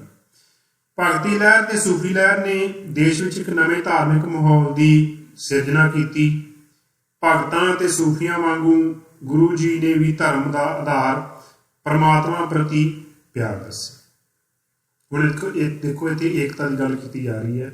ਮੈਂ ਗੱਲ ਕੀਤੀ ਸੀ ਕਿ ਇਹ ਉਹ ਸਮਾਂ ਸੀ ਜਦੋਂ ਭਗਤੀ ਲਹਿਰ ਚੱਲ ਰਹੀ ਸੀ ਇੱਕ ਪਾਸੇ ਤੇ ਦੂਜੇ ਪਾਸੇ ਸੂਫੀ ਲਹਿਰ ਚੱਲ ਰਹੀ ਸੀ ਤੇ ਤੀਜੇ ਪਾਸੇ ਜਨਮ ਹੁੰਦਾ ਗੁਰੂ ਨਾਨਕ ਦੇਵ ਜੀ ਦਾ ਤੇ ਉਹਨਾਂ ਦੇ ਜਿਹੜੇ ਉਪਦੇਸ਼ ਹੈ ਉਹ ਸੰਸਾਰ ਦੇ ਵਿੱਚ ਫੈਲਦੇ। ਤਾਂ ਥੋੜ੍ਹੀ ਜਿਹੀ ਇਹਨਾਂ ਦੇ ਵਿੱਚ ਜਿਹੜੀ ਸਾਂਝ ਹੈ ਉਹ ਸਾਨੂੰ ਦੇਖਣ ਨੂੰ ਮਿਲਦੀ ਹੈ ਕਿ ਭਗਤਾਂ ਤੇ ਸੂਫੀਆਂ ਵਾਂਗੂ ਗੁਰੂ ਜੀ ਨੇ ਵੀ ਜਿਹੜਾ ਧਰਮ ਦਾ ਆਧਾਰ ਹੈ ਉਹ ਪਰਮਾਤਮਾ ਪ੍ਰਤੀ ਪ੍ਰੇਮ ਨੂੰ ਦੱਸਿਆ, ਸੱਚੇ ਪ੍ਰੇਮ ਨੂੰ ਦੱਸਿਆ। ਜਿਵੇਂ ਅਸੀਂ ਬੁੱਲੇ ਸ਼ਾਹ ਦਾ ਪੜ੍ਹਦੇ ਹਾਂ, ਫੂਕ ਮਸੱਲਾ, ਭੰਸਿਕ ਲੋਟਾ, ਹੈ ਨਾ, ਵੀ ਉਹ ਦਿਖਾਵੇ ਨੂੰ ਨਹੀਂ ਮੰਨਦੇ ਸੀਗੇ। ਪੰਜੇ ਵਕਤ ਜੇ ਤੁਸੀਂ ਮਸੀਤ ਜਾਣਾ ਤੁਹਾਡੇ ਵਿੱਚ ਸ਼ਰਧਾ ਹੋਣੀ ਚਾਹੀਦੀ ਹੈ, ਜੇ ਤੁਸੀਂ ਨਮਾਜ਼ ਪੜ੍ਹਨੀ ਤੁਹਾਡੇ ਵਿੱਚ ਸ਼ਰਧਾ ਹੋਣੀ ਚਾਹੀਦੀ ਹੈ, ਜੇ ਤੁਸੀਂ ਭਗਤੀ ਕਰਨੀ ਹੈ ਤਾਂ ਸੱਚੇ ਪ੍ਰਭੂ ਪ੍ਰਤੀ ਤੁਹਾਡੇ ਵਿੱਚ ਸ਼ਰਧਾ ਹੋਣੀ ਚਾਹੀਦੀ ਹੈ, ਨਾ ਕਿ ਜਿਹੜਾ ਬੇਲੋੜਾ ਦਿਖਾਵਾ ਹੈ ਉਹਦੇ ਵਿੱਚ ਹੋਣਾ ਚਾਹੀਦਾ। ਤਾਂ ਉਵੇਂ ਹੀ ਗੁਰੂ ਨਾਨਕ ਦੇਵ ਜੀ ਨੇ ਆਪਣੇ ਜਿਹੜੇ ਉਪਦੇਸ਼ ਹੈ ਉਹ ਦੇਣੇ ਸ਼ੁਰੂ ਕੀਤੇ। ਤਾਂ ਜਿਹੜੀ ਅਲੱਗ ਗੱਲ ਸਾਨੂੰ ਇੱਥੇ ਦੇਖਣ ਨੂੰ ਮਿਲੂਗੀ ਕਿ ਭਗਤੀ ਮਤ ਦੇ ਸੰਤਾਂ ਵਾਂਗੂ ਉਹਨਾਂ ਨੇ ਵੀ, ਇਹ ਗੱਲ ਤੁਹਾਡੇ ਨੋਟ ਕਰਨ ਵਾਲੀ ਹੈ, ਤੁਹਾਨੂੰ ਪ੍ਰਸ਼ਨਾਂ ਦੇ ਵਿੱਚ ਪੁੱਛੀ ਜਾ ਸਕਦੀ ਹੈ, ਗੁਰੂ ਨਾਨਕ ਦੇਵ ਜੀ ਦਾ ਜਿਹੜਾ ਮੁੱਖ ਸੰਦੇਸ਼ ਸੀਗਾ ਉਹ ਸੀਗਾ ਧਰਮ, ਜਾਤ ਤੇ ਬੇਲੋੜੇ ਰੀਤੀ ਰਿਵਾਜਾਂ ਦੇ ਆਧਾਰ ਤੇ ਸਮਾਜ ਵਿੱਚ ਕੀਤਾ ਜਾ ਰਿਹਾ ਵਿਤਕਰਾ, ਤੇ ਜਿਸ ਵਿਤਕਰੇ ਦੇ ਆਧਾਰ ਤੇ ਲੋਕ ਜਿਹੜੇ ਆ, ਆਮ ਜਨਤਾ ਜਿਹੜੀ ਹੈ ਉਹ ਦਬੀ ਕੁਚਲੀ ਪਈ ਸੀ। ਤਾਂ ਉਹਨਾਂ ਨੇ ਵੀ ਸੂਫੀ ਸੰਤਾਂ ਵਾਂਗੂ ਪਰਮਾਤਮਾ ਨੂੰ ਪਾਉਣ ਦਾ ਜਿਹੜਾ ਰਾਹ ਦੱਸਿਆ ਸੀਗਾ, ਉਹੀ ਦੱਸਿਆ ਸੀ ਕਿ ਜੇ ਤੁਸੀਂ ਪਰਮਾਤਮਾ ਦੇ ਭਾਣੇ ਵਿੱਚ ਰਹਿੰਦੇ ਹੋ ਤਾਂ ਤੁਸੀਂ ਪਰਮਾਤਮਾ ਨੂੰ ਪਾ ਸਕਦੇ ਹੋ। ਤਾਂ ਸਿੱਖ ਧਰਮ ਦੇ ਇਤਿਹਾਸ ਜਾਂ ਸ਼ੁਰੂਆਤ ਦੀ ਗੱਲ ਕਰਦੇ ਹੋਏ ਅਸੀਂ ਇਹ ਗੱਲ ਕਹਿ ਸਕਦੇ ਹਾਂ ਕਿ ਜਿਹੜੀ ਇਹ ਲਹਿਰ ਹੈ, ਇਹ ਜਿਹੜਾ ਬੇਲੋੜਾ ਪਖੰਡ ਸੰਸਾਰ ਦੇ ਵਿੱਚ ਫੈਲ ਗਿਆ ਸੀ, ਚਾਹੇ ਉਹ ਕਿਸੇ ਵੀ ਧਰਮ ਦੇ ਵਿੱਚ ਹੁੰਦਾ, ਫਿਰਕੇ ਦੇ ਵਿੱਚ ਹੁੰਦਾ, ਲੋਕਾਂ ਦੇ ਵਿੱਚ ਹੁੰਦਾ, ਉਹਨਾਂ ਸਾਰਿਆਂ ਦੇ ਵਿਰੋਧ ਦੇ ਵਿੱਚੋਂ ਜਿਹੜੀ ਇਹ ਲਹਿਰ ਹੈ ਉਹ ਉਪਜੀ ਸੀ। ਹੁਣ ਦੋਨੋਂ ਮਤ ਚੱਲਦੇ ਪਏ ਆ, ਭਗਤੀ ਮਤ ਵੀ ਚੱਲਦਾ ਪਿਆ, ਸੂਫੀ ਮਤ ਵੀ ਚੱਲਦਾ ਪਿਆ। ਦੋਵਾਂ ਮਤਾਂ ਨੇ ਪ੍ਰਭੂ ਮਹਿਮਾ ਦਾ ਗੁਣਗਾਨ ਕੀਤਾ ਅਤੇ ਹਿੰਦੂ ਮੁਸਲਮਾਨਾਂ ਨੂੰ ਇੱਕ ਡੋਰ ਵਿੱਚ ਪਰੋਣ ਦੀ ਜਿਹੜੀ ਕੋਸ਼ਿਸ਼ ਹੈ ਉਹ ਜਾਰੀ ਰੱਖੀ। ਹੁਣ ਥੋੜਾ ਜਿਹਾ ਆਪਾਂ ਇੱਥੇ ਇੱਕ ਚੀਜ਼ ਇਹ ਦੇਖਾਂਗੇ ਕਿ ਭਗਤੀ ਅਤੇ ਸੂਫੀ ਸੰਤਾਂ ਦਾ ਮੰਤਵ ਕੇਵਲ ਆਤਮ ਚਿੰਤਨ ਸੀ। ਆਤਮ ਚਿੰਤਨ ਕਰਨ ਨੂੰ ਕਹਿੰਦੇ ਸੀਗੇ ਤੁਸੀਂ, ਜਿਵੇਂ ਸ਼ਾਹ ਹੁਸੈਨ ਜੀ ਕਹਿੰਦੇ, ਬੰਦੇ ਆਪ ਨੂੰ ਪਛਾਣਨ, ਜੇ ਤੁਧ ਆਪਣਾ ਆਪ ਪਛਾਤਾ ਸਾਈਂ ਦਾ ਮਿਲਣਾ ਸਾਂ। ਕਿ ਉਹ ਆਪਾ ਖੋਜਣ ਦੀ ਗੱਲ ਕਰਦੇ ਸੀਗੇ, ਜਿਵੇਂ ਬੁੱਲੇ ਸ਼ਾਹ ਜੀ ਇਸ਼ਕ ਦੀ ਨਵੀਂ ਨਵੀਂ ਬਹਾਰ, ਆਪਣੇ ਅੰਦਰ ਦੀ ਉਹ ਜਿਹੜੀ ਹੈ ਉਹ ਗੱਲ ਕਰਦੇ ਕਿ ਜਦੋਂ ਅਸੀਂ ਆਪਦੇ ਅੰਦਰ ਨੂੰ ਪਾ ਲਿਆ ਉਦੋਂ ਅਸੀਂ ਪਰਮਾਤਮਾ ਨੂੰ ਪਾ ਲਿਆ। ਪਰ ਗੁਰੂ ਨਾਨਕ ਦੇਵ ਜੀ ਦਾ ਜਿਹੜਾ ਸੰਦੇਸ਼ ਹੈ ਉਹ ਥੋੜਾ ਜਿਹਾ ਇੱਥੇ ਆ ਕੇ ਅਲੱਗ ਹੋ ਜਾਂਦਾ ਹੈ। ਗੁਰੂ ਨਾਨਕ ਦੇਵ ਜੀ ਨੇ ਸਮਾਜ ਦੇ ਵਿੱਚ ਜਿਹੜੀਆਂ ਕੁਰੀਤੀਆਂ ਫੈਲੀਆਂ ਹੋਈਆਂ ਸੀ, ਜਿਵੇਂ ਔਰਤ ਦਾ ਨਿਰਾਦਰ, ਔਰਤ ਨੂੰ ਵੇਚਿਆ ਖਰੀਦਾ ਜਾਣਾ, ਮਨੁੱਖਾਂ ਨੂੰ ਗੁਲਾਮ ਬਣਾ ਕੇ ਰੱਖਣਾ, ਸਤੀ ਪ੍ਰਥਾ ਹੋ ਗਈ, ਜਿਹੜੇ ਸਮੇਂ ਦੇ ਮੁਗਲ ਸ਼ਾਸਕ ਸੀਗੇ ਜਾਂ ਦੂਸਰੇ ਸ਼ਾਸਕ ਸੀਗੇ ਉਹਨਾਂ ਦੁਆਰਾ ਜਨਤਾ ਤੇ ਕੀਤੇ ਜਾਂਦੇ ਜ਼ੁਲਮ, ਉਹ ਸਾਰੇ ਵੀ ਗੁਰੂ ਨਾਨਕ ਦੇਵ ਜੀ ਦੇ ਉਪਦੇਸ਼ਾਂ ਅਤੇ ਉਹਨਾਂ ਦੀ ਬਾਣੀ ਦਾ ਵਿਸ਼ਾ ਰਹੇ। ਵੀ ਨਾ ਕਿ ਸਿਰਫ ਉਹਨਾਂ ਨੇ ਆਤਮ ਚਿੰਤਨ ਦੀ ਗੱਲ ਕੀਤੀ ਕਿ ਮਨੁੱਖ ਜਿਹੜਾ ਆਤਮ ਚਿੰਤਨ ਕਰੇ ਤੇ ਆਤਮ ਚਿੰਤਨ ਕਰਕੇ ਉਹ ਇੱਕ ਭਗਤੀ ਦੇ ਮਾਰਗ ਤੇ ਚੱਲੇ, ਪਰ ਨਾਲ ਹੀ ਗੁਰੂ ਨਾਨਕ ਦੇਵ ਜੀ ਨੇ ਜਿਹੜੀਆਂ ਸਮੇਂ ਦੀਆਂ ਫੈਲੀਆਂ ਹੋਈਆਂ ਕੁਰੀਤੀਆਂ ਸੀ ਉਹਨਾਂ ਦਾ ਵੀ ਖੰਡਨ ਕੀਤਾ ਤੇ ਉਹਨਾਂ ਨੇ ਨਾਲ ਇਹ ਕਿਹਾ ਕਿ ਇਹਨਾਂ ਨੂੰ ਜੇ ਤੁਸੀਂ ਨਹੀਂ ਛੱਡਦੇ ਤਾਂ ਤੁਹਾਡਾ ਭਗਤੀ ਕਰਨ ਦਾ ਵੀ ਕੋਈ ਫਾਇਦਾ ਨਹੀਂ। ਉਹਨਾਂ ਨੇ ਕਿਹਾ ਕਿ ਇੱਕ ਸੱਚੇ ਧਰਮ ਦਾ ਮਕਸਦ ਇਹਨਾਂ ਕੁਰੀਤੀਆਂ ਤੋਂ ਛੁਟਕਾਰਾ ਪਾਉਣਾ ਹੁੰਦਾ ਹੈ। ਹੁਣ ਦੇਖੋ ਗੁਰੂ ਨਾਨਕ ਦੇਵ ਜੀ ਕਿਵੇਂ ਕਹਿ ਰਹੇ ਹੈ ਕਿ ਇੱਕ ਸੱਚੇ ਧਰਮ ਦਾ ਮਕਸਦ ਇਹੀ ਹੈ ਕਿ ਇਹਨਾਂ ਕੁਰੀਤੀਆਂ ਤੋਂ ਤੁਸੀਂ ਛੁਟਕਾਰਾ ਪਾਈਏ। ਜੇ ਅਸੀਂ ਇਹਨਾਂ ਕੁਰੀਤੀਆਂ ਵਿੱਚ ਹੀ ਫਸੇ ਰਹਿਣਾ ਹੈ, ਜੇ ਅਸੀਂ ਇਹਨਾਂ ਕੁਰੀਤੀਆਂ ਵਿੱਚ ਹੀ ਫਸੇ ਰਹਿਣਾ ਤਾਂ ਸਾਡਾ ਭਗਤੀ ਕਰਨ ਦਾ ਵੀ ਕੋਈ ਫਾਇਦਾ ਨਹੀਂ। ਭਗਤੀ ਅਤੇ ਸੂਫੀ ਸੰਤਾਂ ਨਾਲੋਂ ਗੁਰੂ ਸਾਹਿਬ ਦੇ ਸਿਧਾਂਤਾਂ ਵਿੱਚ ਕਾਫੀ ਮਤਭੇਦ ਸਨ। ਜਿਹੜੇ ਭਗਤੀ ਅਤੇ ਸੂਫੀ ਸੰਤਾਂ ਨਾਲੋਂ ਗੁਰੂ ਸਾਹਿਬ ਦੇ ਸਿਧਾਂਤਾਂ ਵਿੱਚ ਕਾਫੀ ਮਤਭੇਦ ਹੁਣ ਦੇਖੋ, ਆਪਾਂ ਪਹਿਲਾਂ ਗੱਲ ਕੀਤੀ ਸੀ ਕਿ ਸਾਰੇ ਜੋ ਭਗਤੀ ਲਹਿਰ ਤੇ ਸੂਫੀ ਲਹਿਰ ਸੀਗੀ ਉਹਨਾਂ ਵਿੱਚ ਸਾਨੂੰ ਏਕਤਾ ਦਿਖਾਈ ਦਿੱਤੀ। ਫਿਰ ਗੁਰੂ ਨਾਨਕ ਦੇਵ ਜੀ ਦੇ ਵਿਚਾਰ ਆਏ, ਤਿੰਨਾਂ ਵਿੱਚ ਸਾਨੂੰ ਏਕਤਾ ਵਿਖਾਈ ਦਿੱਤੀ। ਪਰ ਜਦੋਂ ਗੁਰੂ ਨਾਨਕ ਦੇਵ ਜੀ ਨੇ ਆਪਦੇ ਉਪਦੇਸ਼ਾਂ ਤੇ ਬਾਣੀ ਦਾ ਵਿਸ਼ਾ ਸਮਾਜਿਕ ਕੁਰੀਤੀਆਂ ਨੂੰ ਵੀ ਬਣਾ ਲਿਆ, ਸਮੇਂ ਦੇ ਸ਼ਾਸਕਾਂ ਦੇ ਜ਼ੁਲਮਾਂ ਨੂੰ ਵੀ ਬਣਾ ਲਿਆ, ਤਾਂ ਫਿਰ ਉਹਨਾਂ ਦੇ ਵਿੱਚ ਸਾਨੂੰ ਜਿਹੜਾ ਇੱਕ ਥੋੜਾ ਜਿਹਾ ਅਲੱਗਪੁਣਾ ਕਹਿ ਸਕਦੇ ਹਾਂ ਜਾਂ ਮਤਭੇਦ ਸ਼ਬਦ ਵੀ ਉਹਦੇ ਲਈ ਵਰਤਿਆ ਜਾ ਸਕਦਾ, ਅਸੀਂ ਉਹ ਕਹਿ ਸਕਦੇ ਹਾਂ। ਕਿਉਂਕਿ ਸੂਫੀ ਜ਼ਿਆਦਾ ਮੁਗਲ ਸ਼ਾਸਕਾਂ ਦੇ ਨਾਲ ਬਾਹਰੋਂ ਆਏ ਸੀਗੇ ਤੇ ਇਸੇ ਲਈ ਉਹਨਾਂ ਦਾ ਜਿਹੜਾ ਬਹੁਤ ਜ਼ਿਆਦਾ ਖੰਡਨ ਹੈ ਉਹ ਸਾਨੂੰ ਉੱਥੇ ਦੇਖਣ ਨੂੰ ਨਹੀਂ ਮਿਲਦਾ। ਤਾਂ ਇੱਥੇ ਉਹਨਾਂ ਨੇ ਉਹ ਸਰਬ ਸ਼ਕਤੀਮਾਨ ਦੀ ਮਹਿਮਾ ਦਾ ਗੁਣਗਾਨ ਕੀਤਾ, ਮੂਰਤੀ ਪੂਜਾ ਦਾ ਵਿਰੋਧ ਕੀਤਾ ਅਤੇ ਨੈਤਿਕ ਆਚਾਰ ਤੇ ਹੋਰ ਸਭ ਰੂਪਾਂ ਨਾਲ, ਜਿਹੜਾ ਨੈਤਿਕ ਆਚਾਰ ਹੈ ਉਸ ਨੂੰ ਸਭ ਰੂਪਾਂ ਨਾਲੋਂ ਪਹਿਲ ਦਿੱਤੀ। ਵੇਖੋ ਪਿਆਰੇ ਵਿਦਿਆਰਥੀਓ, ਗੁਰੂ ਨਾਨਕ ਦੇਵ ਜੀ ਦੀ ਇਹ ਵਿਸ਼ੇਸ਼ਤਾ ਹੈ, ਉਹਨਾਂ ਨੇ ਸਭ ਤੋਂ ਵੱਡੀ ਜਿਹੜੀ ਗੱਲ ਮਨੁੱਖ ਲਈ ਦਿੱਤੀ ਉਹ ਹੈ ਨੈਤਿਕ ਆਚਾਰ। ਗੁਰੂ ਜੀ ਆਪਦੇ ਉਪਦੇਸ਼ਾਂ ਦੇ ਵਿੱਚ ਇਹੀ ਦੱਸਦੇ ਆ ਕਿ ਜੇ ਤੁਸੀਂ ਨੈਤਿਕ ਤੌਰ ਤੇ ਸਹੀ ਨਹੀਂ ਹੋ ਤਾਂ ਫਿਰ ਦਿਖਾਵੇ ਦਾ, ਪਖੰਡ ਕਰਨ ਦਾ ਜਾਂ ਧਾਰਮਿਕ ਰਹੁ ਰੀਤਾਂ ਕਰਨ ਦਾ ਕੋਈ ਫਾਇਦਾ ਨਹੀਂ। ਇਸ ਸਧਾਰਨ ਸਿੱਖਿਆ ਰਾਹੀਂ ਉਹਨਾਂ ਨੇ ਭਾਰਤ ਵਿੱਚ ਇੱਕ ਮੁੱਖ ਧਾਰਮਿਕ ਸੋਚ ਦਾ ਬੀਜ ਬੀਜਿਆ ਜਿਸ ਨੂੰ ਅਸੀਂ ਸਿੱਖੀ ਦੇ ਨਾਮ ਨਾਲ ਜਾਣਿਆ ਜਾਂਦਾ। ਤਾਂ ਪਿਆਰੇ ਵਿਦਿਆਰਥੀਓ, ਦੇਖੋ ਆਪਾਂ ਸਿੱਖ ਧਰਮ ਦੀ ਥੋੜੀ ਜਿਹੀ ਸ਼ੁਰੂਆਤ ਬਾਰੇ ਗੱਲ ਕਰਦੇ ਹੋਏ ਇਹ ਜਾਣ ਗਏ ਆ ਕਿ ਇਸ ਦੀ ਸ਼ੁਰੂਆਤ ਕਿੱਥੋਂ ਹੋਈ ਤੇ ਕਿਉਂ ਹੋਈ ਤੇ ਇਸ ਦਾ ਮੁੱਢਲਾ ਆਧਾਰ ਕੀ ਸੀਗਾ। ਜੇ ਮੁੱਢਲੇ ਆਧਾਰ ਦੀ ਆਪਾਂ ਗੱਲ ਕਰੀਏ ਤਾਂ ਮੁੱਢਲਾ ਆਧਾਰ ਗੁਰੂ ਨਾਨਕ ਦੇਵ ਜੀ ਦੇ ਉਹ ਉਪਦੇਸ਼ ਹੀ ਬਣਦੇ ਆ ਜਿਹੜੇ ਉਹਨਾਂ ਨੇ ਦਿੱਤੇ, ਤੇ ਉਹਨਾਂ ਦੇ ਜਿਹੜੇ ਉਪਦੇਸ਼ ਹੈ ਜਿਨ੍ਹਾਂ ਉਹਨਾਂ ਦਾ ਮੁੱਖ ਆਧਾਰ ਕੀ ਸੀਗਾ। ਮੁੱਖ ਆਧਾਰ ਇਹੀ ਸੀਗਾ ਕਿ ਜਿਹੜਾ ਨੈਤਿਕ ਆਚਾਰ ਹੈ ਉਸ ਨੂੰ ਸ਼ੁੱਧ ਕਰੋ, ਫਿਰ ਹੀ ਤੁਸੀਂ ਇੱਕ ਸੱਚੇ ਇਨਸਾਨ ਬਣ ਸਕਦੇ ਹੋ। ਤਾਂ ਆਓ ਹੁਣ ਆਪਾਂ ਸਾਡੇ 10 ਗੁਰੂਆਂ ਦੇ ਜੀਵਨ ਤੇ ਵੀ ਝਾਤ ਪਾਉਣੇ ਆ। ਥੋੜੀ ਸੰਖੇਪ ਦੇ ਵਿੱਚ ਹੀ ਆਪਾਂ ਝਾਤ ਪਾਵਾਂਗੇ ਤੇ ਨਾਲ ਨਾਲ ਇਹ ਵੀ ਜਾਣਾਂਗੇ ਕਿ ਉਹਨਾਂ ਨੇ ਕੀ ਵਿਸ਼ੇਸ਼ ਕੰਮ ਕੀਤੇ। ਵਿਦਿਆਰਥੀਓ, ਆਪਾਂ ਸਿੱਖ ਧਰਮ ਦੇ ਬਾਨੀ ਗੁਰੂ ਨਾਨਕ ਦੇਵ ਜੀ ਦੇ ਜੀਵਨ ਬਾਰੇ ਸੰਖੇਪ ਦੇ ਵਿੱਚ ਆਪਾਂ ਪੜ੍ਹਦੇ ਹਾਂ। ਸਾਰੇ ਗੁਰੂ ਸਾਹਿਬਾਨਾਂ ਬਾਰੇ ਆਪਾਂ ਸੰਖੇਪ ਦੇ ਵਿੱਚ ਪੜ੍ਹਾਂਗੇ। ਤੁਹਾਨੂੰ ਜਿਹੜੇ ਪ੍ਰਸ਼ਨ ਹੈ ਉਹ ਇਸੇ ਤਰ੍ਹਾਂ ਓਬਜੈਕਟਿਵ ਟਾਈਪ ਜਾਂ ਵਸਤੂਨਿਸ਼ਟ ਜਿਹੜੇ ਪ੍ਰਸ਼ਨ ਹੈ ਉਹ ਪੁੱਛੇ ਜਾਂਦੇ ਹੈ ਤੇ ਇਸੇ ਤਰ੍ਹਾਂ ਤੁਸੀਂ ਯਾਦ ਕਰਨੇ ਹੋਣਗੇ। ਬਾਕੀ ਇਹ ਤੁਹਾਡੇ ਤੇ ਨਿਰਭਰ ਹੈ ਕਿ ਤੁਸੀਂ ਜਿਹੜੀ ਜਾਣਕਾਰੀ ਹੈ ਉਹ ਕਿੰਨੇ ਵਿਸਥਾਰ ਦੇ ਵਿੱਚ ਪੜ੍ਹ ਸਕਦੇ ਹੋ ਤੇ ਹੋਰ ਜਿਹੜੀ ਆਪਦੀ ਜਾਣਕਾਰੀ ਹੈ ਉਹ ਵਧਾ ਸਕਦੇ ਹੋ। ਜਿਹੜਾ ਸੰਖੇਪ ਜੀਵਨ ਬਿਉਰਾ ਹੈ ਉਹ ਜ਼ਰੂਰ ਤੁਹਾਨੂੰ ਇਸ ਵੀਡੀਓ ਦੇ ਵਿੱਚ ਮਿਲੇਗਾ। ਸਭ ਤੋਂ ਪਹਿਲਾਂ ਆਪਾਂ ਗੱਲ ਕਰੀਏ ਗੁਰੂ ਨਾਨਕ ਦੇਵ ਜੀ ਦਾ ਜਨਮ। ਆਪਾਂ ਪੜ੍ਹਿਆ ਸੀ ਕਿ ਸਿੱਖ ਧਰਮ ਦੀ ਜਿਹੜੀ ਸ਼ੁਰੂਆਤ ਹੈ ਉਹ 1469 ਈਸਵੀ ਦੇ ਵਿੱਚ ਹੋਈ ਤੇ 1469 ਈਸਵੀ ਦੇ ਵਿੱਚ ਹੀ ਰਾਏ ਭੋਏ ਦੀ ਤਲਵੰਡੀ ਵਿਖੇ ਗੁਰੂ ਨਾਨਕ ਦੇਵ ਜੀ ਦਾ ਜਨਮ ਹੋਇਆ, ਜਿਹਦੇ ਨਾਲ ਸਿੱਖ ਧਰਮ ਦੀ ਜਿਹੜੀ ਸ਼ੁਰੂਆਤ ਉਹ ਮੰਨੀ ਜਾਂਦੀ ਹੈ। ਅੱਜ ਕੱਲ੍ਹ ਇਸ ਰਾਏ ਭੋਏ ਦੀ ਤਲਵੰਡੀ ਨੂੰ ਨਨਕਾਣਾ ਸਾਹਿਬ ਕਿਹਾ ਜਾਂਦਾ ਹੈ ਤੇ ਇਹ ਜਗ੍ਹਾ ਵਿਦਿਆਰਥੀਓ ਹੁਣ ਪਾਕਿਸਤਾਨ ਦੇ ਵਿੱਚ ਹੈ। ਤੁਸੀਂ ਕਈ ਵਾਰ ਸੁਣਦੇ ਹੋਵੋਗੇ ਕਿ ਨਨਕਾਣਾ ਸਾਹਿਬ ਦੀ ਸੇਵਾ ਸੰਭਾਲ ਜਾਂ ਦਰਸ਼ਨਾਂ ਲਈ ਜਿਹੜਾ ਜੱਥਾ ਹੈ ਉਹ ਗਿਆ, ਤਾਂ ਬਹੁਤ ਸਾਰੇ ਲੋਕ ਜਿਹੜੇ ਹੈ ਅੱਜ ਨਨਕਾਣਾ ਸਾਹਿਬ ਦੇ ਦਰਸ਼ਨ ਕਰਨ ਲਈ ਜਾਂਦੇ ਹੈ। ਉਹਨਾਂ ਦੇ ਮਾਤਾ ਦਾ ਨਾਂ ਤ੍ਰਿਪਤਾ ਜੀ ਸੀ ਤੇ ਪਿਤਾ ਦਾ ਨਾਂ ਮਹਿਤਾ ਕਾਲੂ ਜੀ ਸੀ ਤੇ ਮਹਿਤਾ ਕਾਲੂ ਜੀ ਨੂੰ ਕਲਿਆਣ ਦਾਸ ਜੀ ਵੀ ਕਈ ਜਗ੍ਹਾ ਤੇ ਲਿਖਿਆ ਹੋਇਆ ਵੀ ਤੁਹਾਨੂੰ ਇਸ ਤਰ੍ਹਾਂ ਕਈ ਵਾਰੀ ਪੁੱਛਿਆ ਜਾਂਦਾ ਤਾਂ ਆਪਸ਼ਨਾਂ ਦੇ ਵਿੱਚ ਕੋਈ ਜਿਹੜਾ ਨਾਮ ਹੈ ਉਹ ਇਸ ਤਰ੍ਹਾਂ ਵੀ ਆ ਸਕਦਾ। ਉਹਨਾਂ ਦੀ ਪਤਨੀ ਬੀਬੀ ਸੁਲੱਖਣੀ ਜੀ ਦੇ ਨਾਲ 18 ਸਾਲ ਦੀ ਉਮਰ ਦੇ ਵਿੱਚ ਗੁਰੂ ਨਾਨਕ ਦੇਵ ਜੀ ਦਾ ਵਿਆਹ ਹੋਇਆ ਤੇ ਉਹਨਾਂ ਦੇ ਘਰ 2 ਸਪੁੱਤਰ ਪੈਦਾ ਹੋਏ ਜਿਨ੍ਹਾਂ ਨੂੰ ਅਸੀਂ ਬਾਬਾ ਕਹਿ ਕੇ ਸੰਬੋਧਿਤ ਕਰਦੇ ਹਾਂ ਕਿਉਂਕਿ ਉਹ ਗੁਰੂ ਪੁੱਤਰ ਹੈ। ਬਾਬਾ ਸ਼੍ਰੀ ਚੰਦ ਜੀ ਤੇ ਬਾਬਾ ਲਖਮੀ ਦਾਸ ਜੀ। ਬਾਬਾ ਸ਼੍ਰੀ ਚੰਦ ਦੇ ਕਈ ਜਗ੍ਹਾ ਤੇ ਸਥਾਨ ਵੀ ਤੁਸੀਂ ਦੇਖਦੇ ਹੋਵੋਗੇ, ਜਿਵੇਂ ਕੀਰਤਪੁਰ ਸਾਹਿਬ ਦੇ ਵਿੱਚ ਵੀ ਇੱਕ ਸਥਾਨ ਹੈ ਉਹਨਾਂ ਦੇ ਨਾਮ ਤੇ। ਗੁਰੂ ਸਾਹਿਬ ਨੇ ਜੋ ਰਚਨਾਵਾਂ ਰਚੀਆਂ ਉਹਨਾਂ ਦੇ ਵਿੱਚ ਜਪਜੀ ਸਾਹਿਬ, ਜਾਪ ਆਪਾਂ ਕਈ ਵਾਰ ਜਪਜੀ ਸਾਹਿਬ ਆਪਾਂ ਕਹਿ ਦਿੰਦੇ ਹਾਂ, ਜਾਪ ਦੀ ਬਾਣੀ ਹੈ। ਆਸਾਂ ਦੀ ਵਾਰ, ਦੱਖਣੀ ਓਂਕਾਰ, ਸਿੱਧ ਗੋਸ਼ਟ, 12ਵਾਂ ਤੇ 974 ਸ਼ਬਦ ਜਿਹੜੇ ਹੈ ਉਹ ਗੁਰੂ ਸਾਹਿਬ ਨੇ ਰਚੇ। ਗਿਆਨ ਦੀ ਪ੍ਰਾਪਤੀ ਪਿਆਰੇ ਵਿਦਿਆਰਥੀਓ, ਇਤਿਹਾਸ ਅਨੁਸਾਰ ਗੁਰੂ ਸਾਹਿਬ ਨੂੰ ਵੇਈ ਨਦੀ ਦੇ ਕਿਨਾਰੇ ਤੇ ਹੋਈ। ਵੇਈ ਨਦੀ ਦੇ ਵਿੱਚ ਉਹ ਇਸ਼ਨਾਨ ਕਰਨ ਲਈ ਗਏ ਤੇ ਉੱਥੇ ਹੀ ਲਿਖਤਾਂ ਦੇ ਅਨੁਸਾਰ ਉਹਨਾਂ ਨੂੰ ਜਿਹੜੀ ਗਿਆਨ ਦੀ ਪ੍ਰਾਪਤੀ ਹੈ ਉਹ ਹੋਈ ਤੇ ਉਸ ਗਿਆਨ ਦੀ ਪ੍ਰਾਪਤੀ ਤੋਂ ਬਾਅਦ ਉਹਨਾਂ ਨੇ ਜਿਹੜੀ ਗੱਲ ਕਹੀ ਉਹ ਇਹੀ ਕਹੀ ਕਿ ਨਾ ਕੋ ਹਿੰਦੂ ਨਾ ਕੋ ਮੁਸਲਮਾਨ, ਕਿ ਕੋਈ ਵੀ ਹਿੰਦੂ ਨਹੀਂ, ਕੋਈ ਮੁਸਲਮਾਨ ਨਹੀਂ, ਸਾਰੇ ਲੋਕ ਇੱਕੋ ਹੈ ਤੇ ਸਾਰੇ ਇੱਕੋ ਪਿਤਾ ਪਰਮਾਤਮਾ ਦੇ ਬਣਾਏ ਹੋਏ।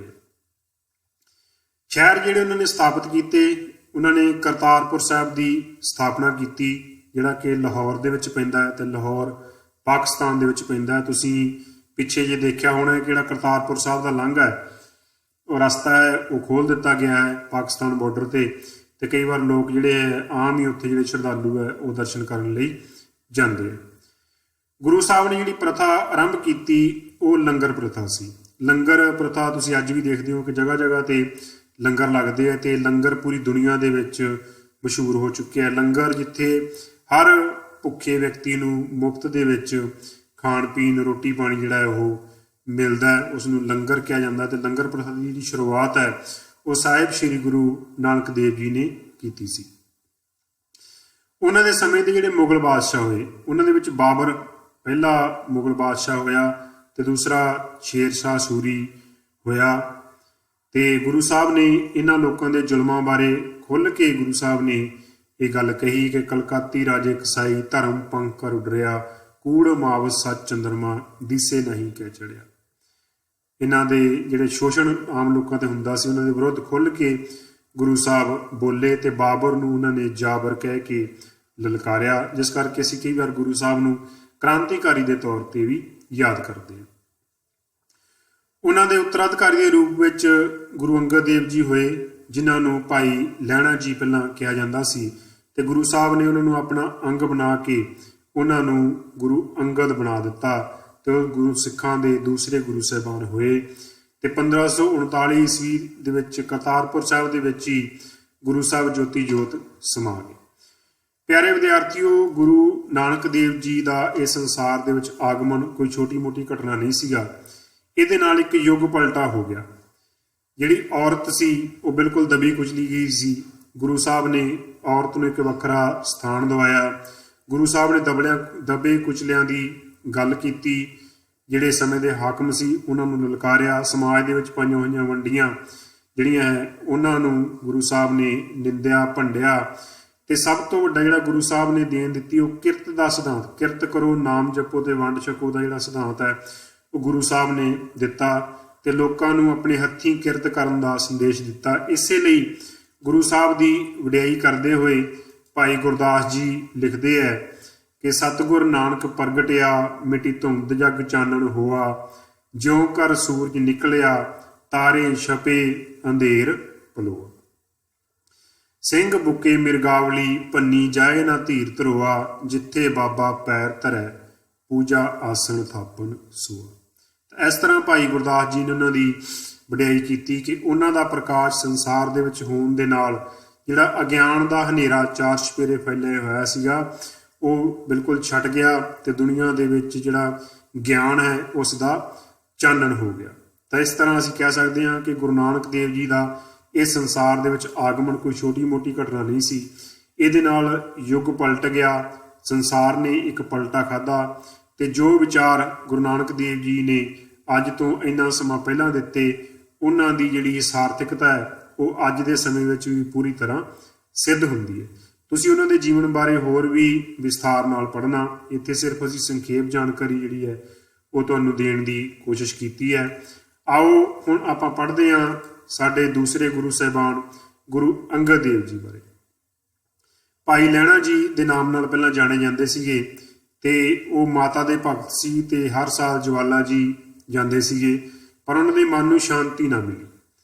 ਤੇ ਇੱਕ ਦਿਨ ਉਹਨਾਂ ਨੇ ਜਿਹੜਾ ਗੁਰੂ ਨਾਨਕ ਦੀ ਬਾਣੀ ਬਾਰੇ ਸੁਣਿਆ ਤੇ ਗੁਰੂ ਨਾਨਕ ਦੀ ਬਾਣੀ ਬਾਰੇ ਸੁਣਨ ਤੋਂ ਬਾਅਦ ਉਹ ਗੁਰੂ ਦੀ ਸ਼ਰਨ ਦੇ ਵਿੱਚ ਆ ਗਏ ਤੇ ਗੁਰੂ ਜੀ ਨੇ ਉਹਨਾਂ ਨੂੰ ਆਪਣੇ ਚਰਨਾਂ ਦੇ ਨਾਲ ਲਾ ਲਿਆ ਤੇ ਆਪਣੇ ਚਰਨਾਂ ਦੇ ਨਾਲ ਲਾਉਣ ਤੋਂ ਬਾਅਦ ਐਸਾ ਸਮਾਂ ਬਦਲਿਆ ਕਿ ਜਿਹੜੀ ਗੁਰਗੱਦੀ ਹੈ ਉਹ ਉਹਨਾਂ ਨੂੰ ਦਿੱਤੀ ਗਈ।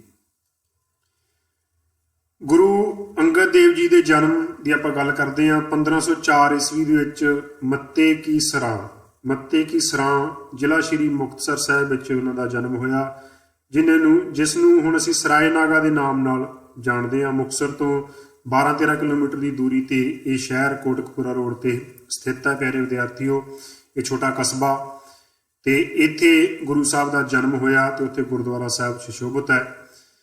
ਉਹਨਾਂ ਦੇ ਮਾਤਾ ਪਿਤਾ ਦੇ ਵਿੱਚ ਮਾਤਾ ਦਇਆ ਜੀ ਤੇ ਪਿਤਾ ਭਾਈ ਫੇਰੂਮਾਲ ਜੀ ਸਨ ਤੇ ਉਹਨਾਂ ਦੀ ਪਤਨੀ ਮਾਤਾ ਖੀਵੀ ਜੀ। ਉਹਨਾਂ ਦੇ ਸਪੁੱਤਰ ਸਪੁੱਤਰੀ ਸ਼੍ਰੀ ਦਾਤੂ ਜੀ ਤੇ ਸ਼੍ਰੀ ਦਾਸੂ ਜੀ ਉਹਨਾਂ ਦੇ 2 ਪੁੱਤਰ ਹੋਏ ਹੈ ਤੇ ਬੀਬੀ ਅਮਰੋ ਜੀ ਤੇ ਬੀਬੀ ਅਨੋਖੀ ਜੀ ਉਹਨਾਂ ਦੀਆਂ 2 ਪੁੱਤਰੀਆਂ ਹੋਈਆਂ। 1539 ਈਸਵੀ ਦੇ ਵਿੱਚ ਉਹਨਾਂ ਨੂੰ ਜਿਹੜੀ ਗੁਰਗੱਦੀ ਹੈ ਉਹ ਮਿਲੀ ਤੇ 1552 ਤੱਕ ਉਹ ਇਸ ਗੁਰਗੱਦੀ ਤੇ ਸੁਸ਼ੋਭਿਤ ਰਹੇ। ਇਹ ਸਾਨੂੰ ਯਾਦ ਰੱਖਣ ਲਈ ਤੁਸੀਂ ਇਹ ਯਾਦ ਰੱਖਣਾ 10 ਗੁਰੂ ਸਾਹਿਬਾਨ ਸਾਡੇ ਪਿਆਰੇ ਵਿਦਿਆਰਥੀ ਹੋਏ ਹੈ। ਤਾਂ ਜਿਸ ਸਾਲ ਦੇ ਵਿੱਚ ਪਹਿਲੇ ਗੁਰੂ ਸਾਹਿਬਾਨ ਨੇ ਇਸ ਸੰਸਾਰ ਜੋਤੀ ਜੋਤ ਸਮਾਏ, ਉਹੀ ਜਿਹੜਾ ਸਮਾਂ ਹੈ ਉਹ ਅਗਲੇ ਗੁਰੂ ਸਾਹਿਬਾਨ ਨੂੰ ਗੁਰਗੱਦੀ ਦਾ ਹੋਏਗਾ। ਇਸ ਤਰ੍ਹਾਂ ਤੁਹਾਨੂੰ ਯਾਦ ਰੱਖਣਾ ਸੌਖਾ ਹੈ।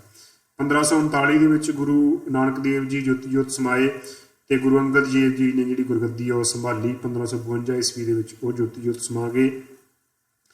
ਉਹਨਾਂ ਨੇ ਗੁਰਮੁਖੀ ਲਿਪੀ ਦੀ ਜਿਹੜੀ ਖੋਜ ਹੈ ਉਹਦੇ ਵਿੱਚ ਸੁਧਾਰ ਜਿਹੜਾ ਹੈ ਉਹ ਕੀਤਾ।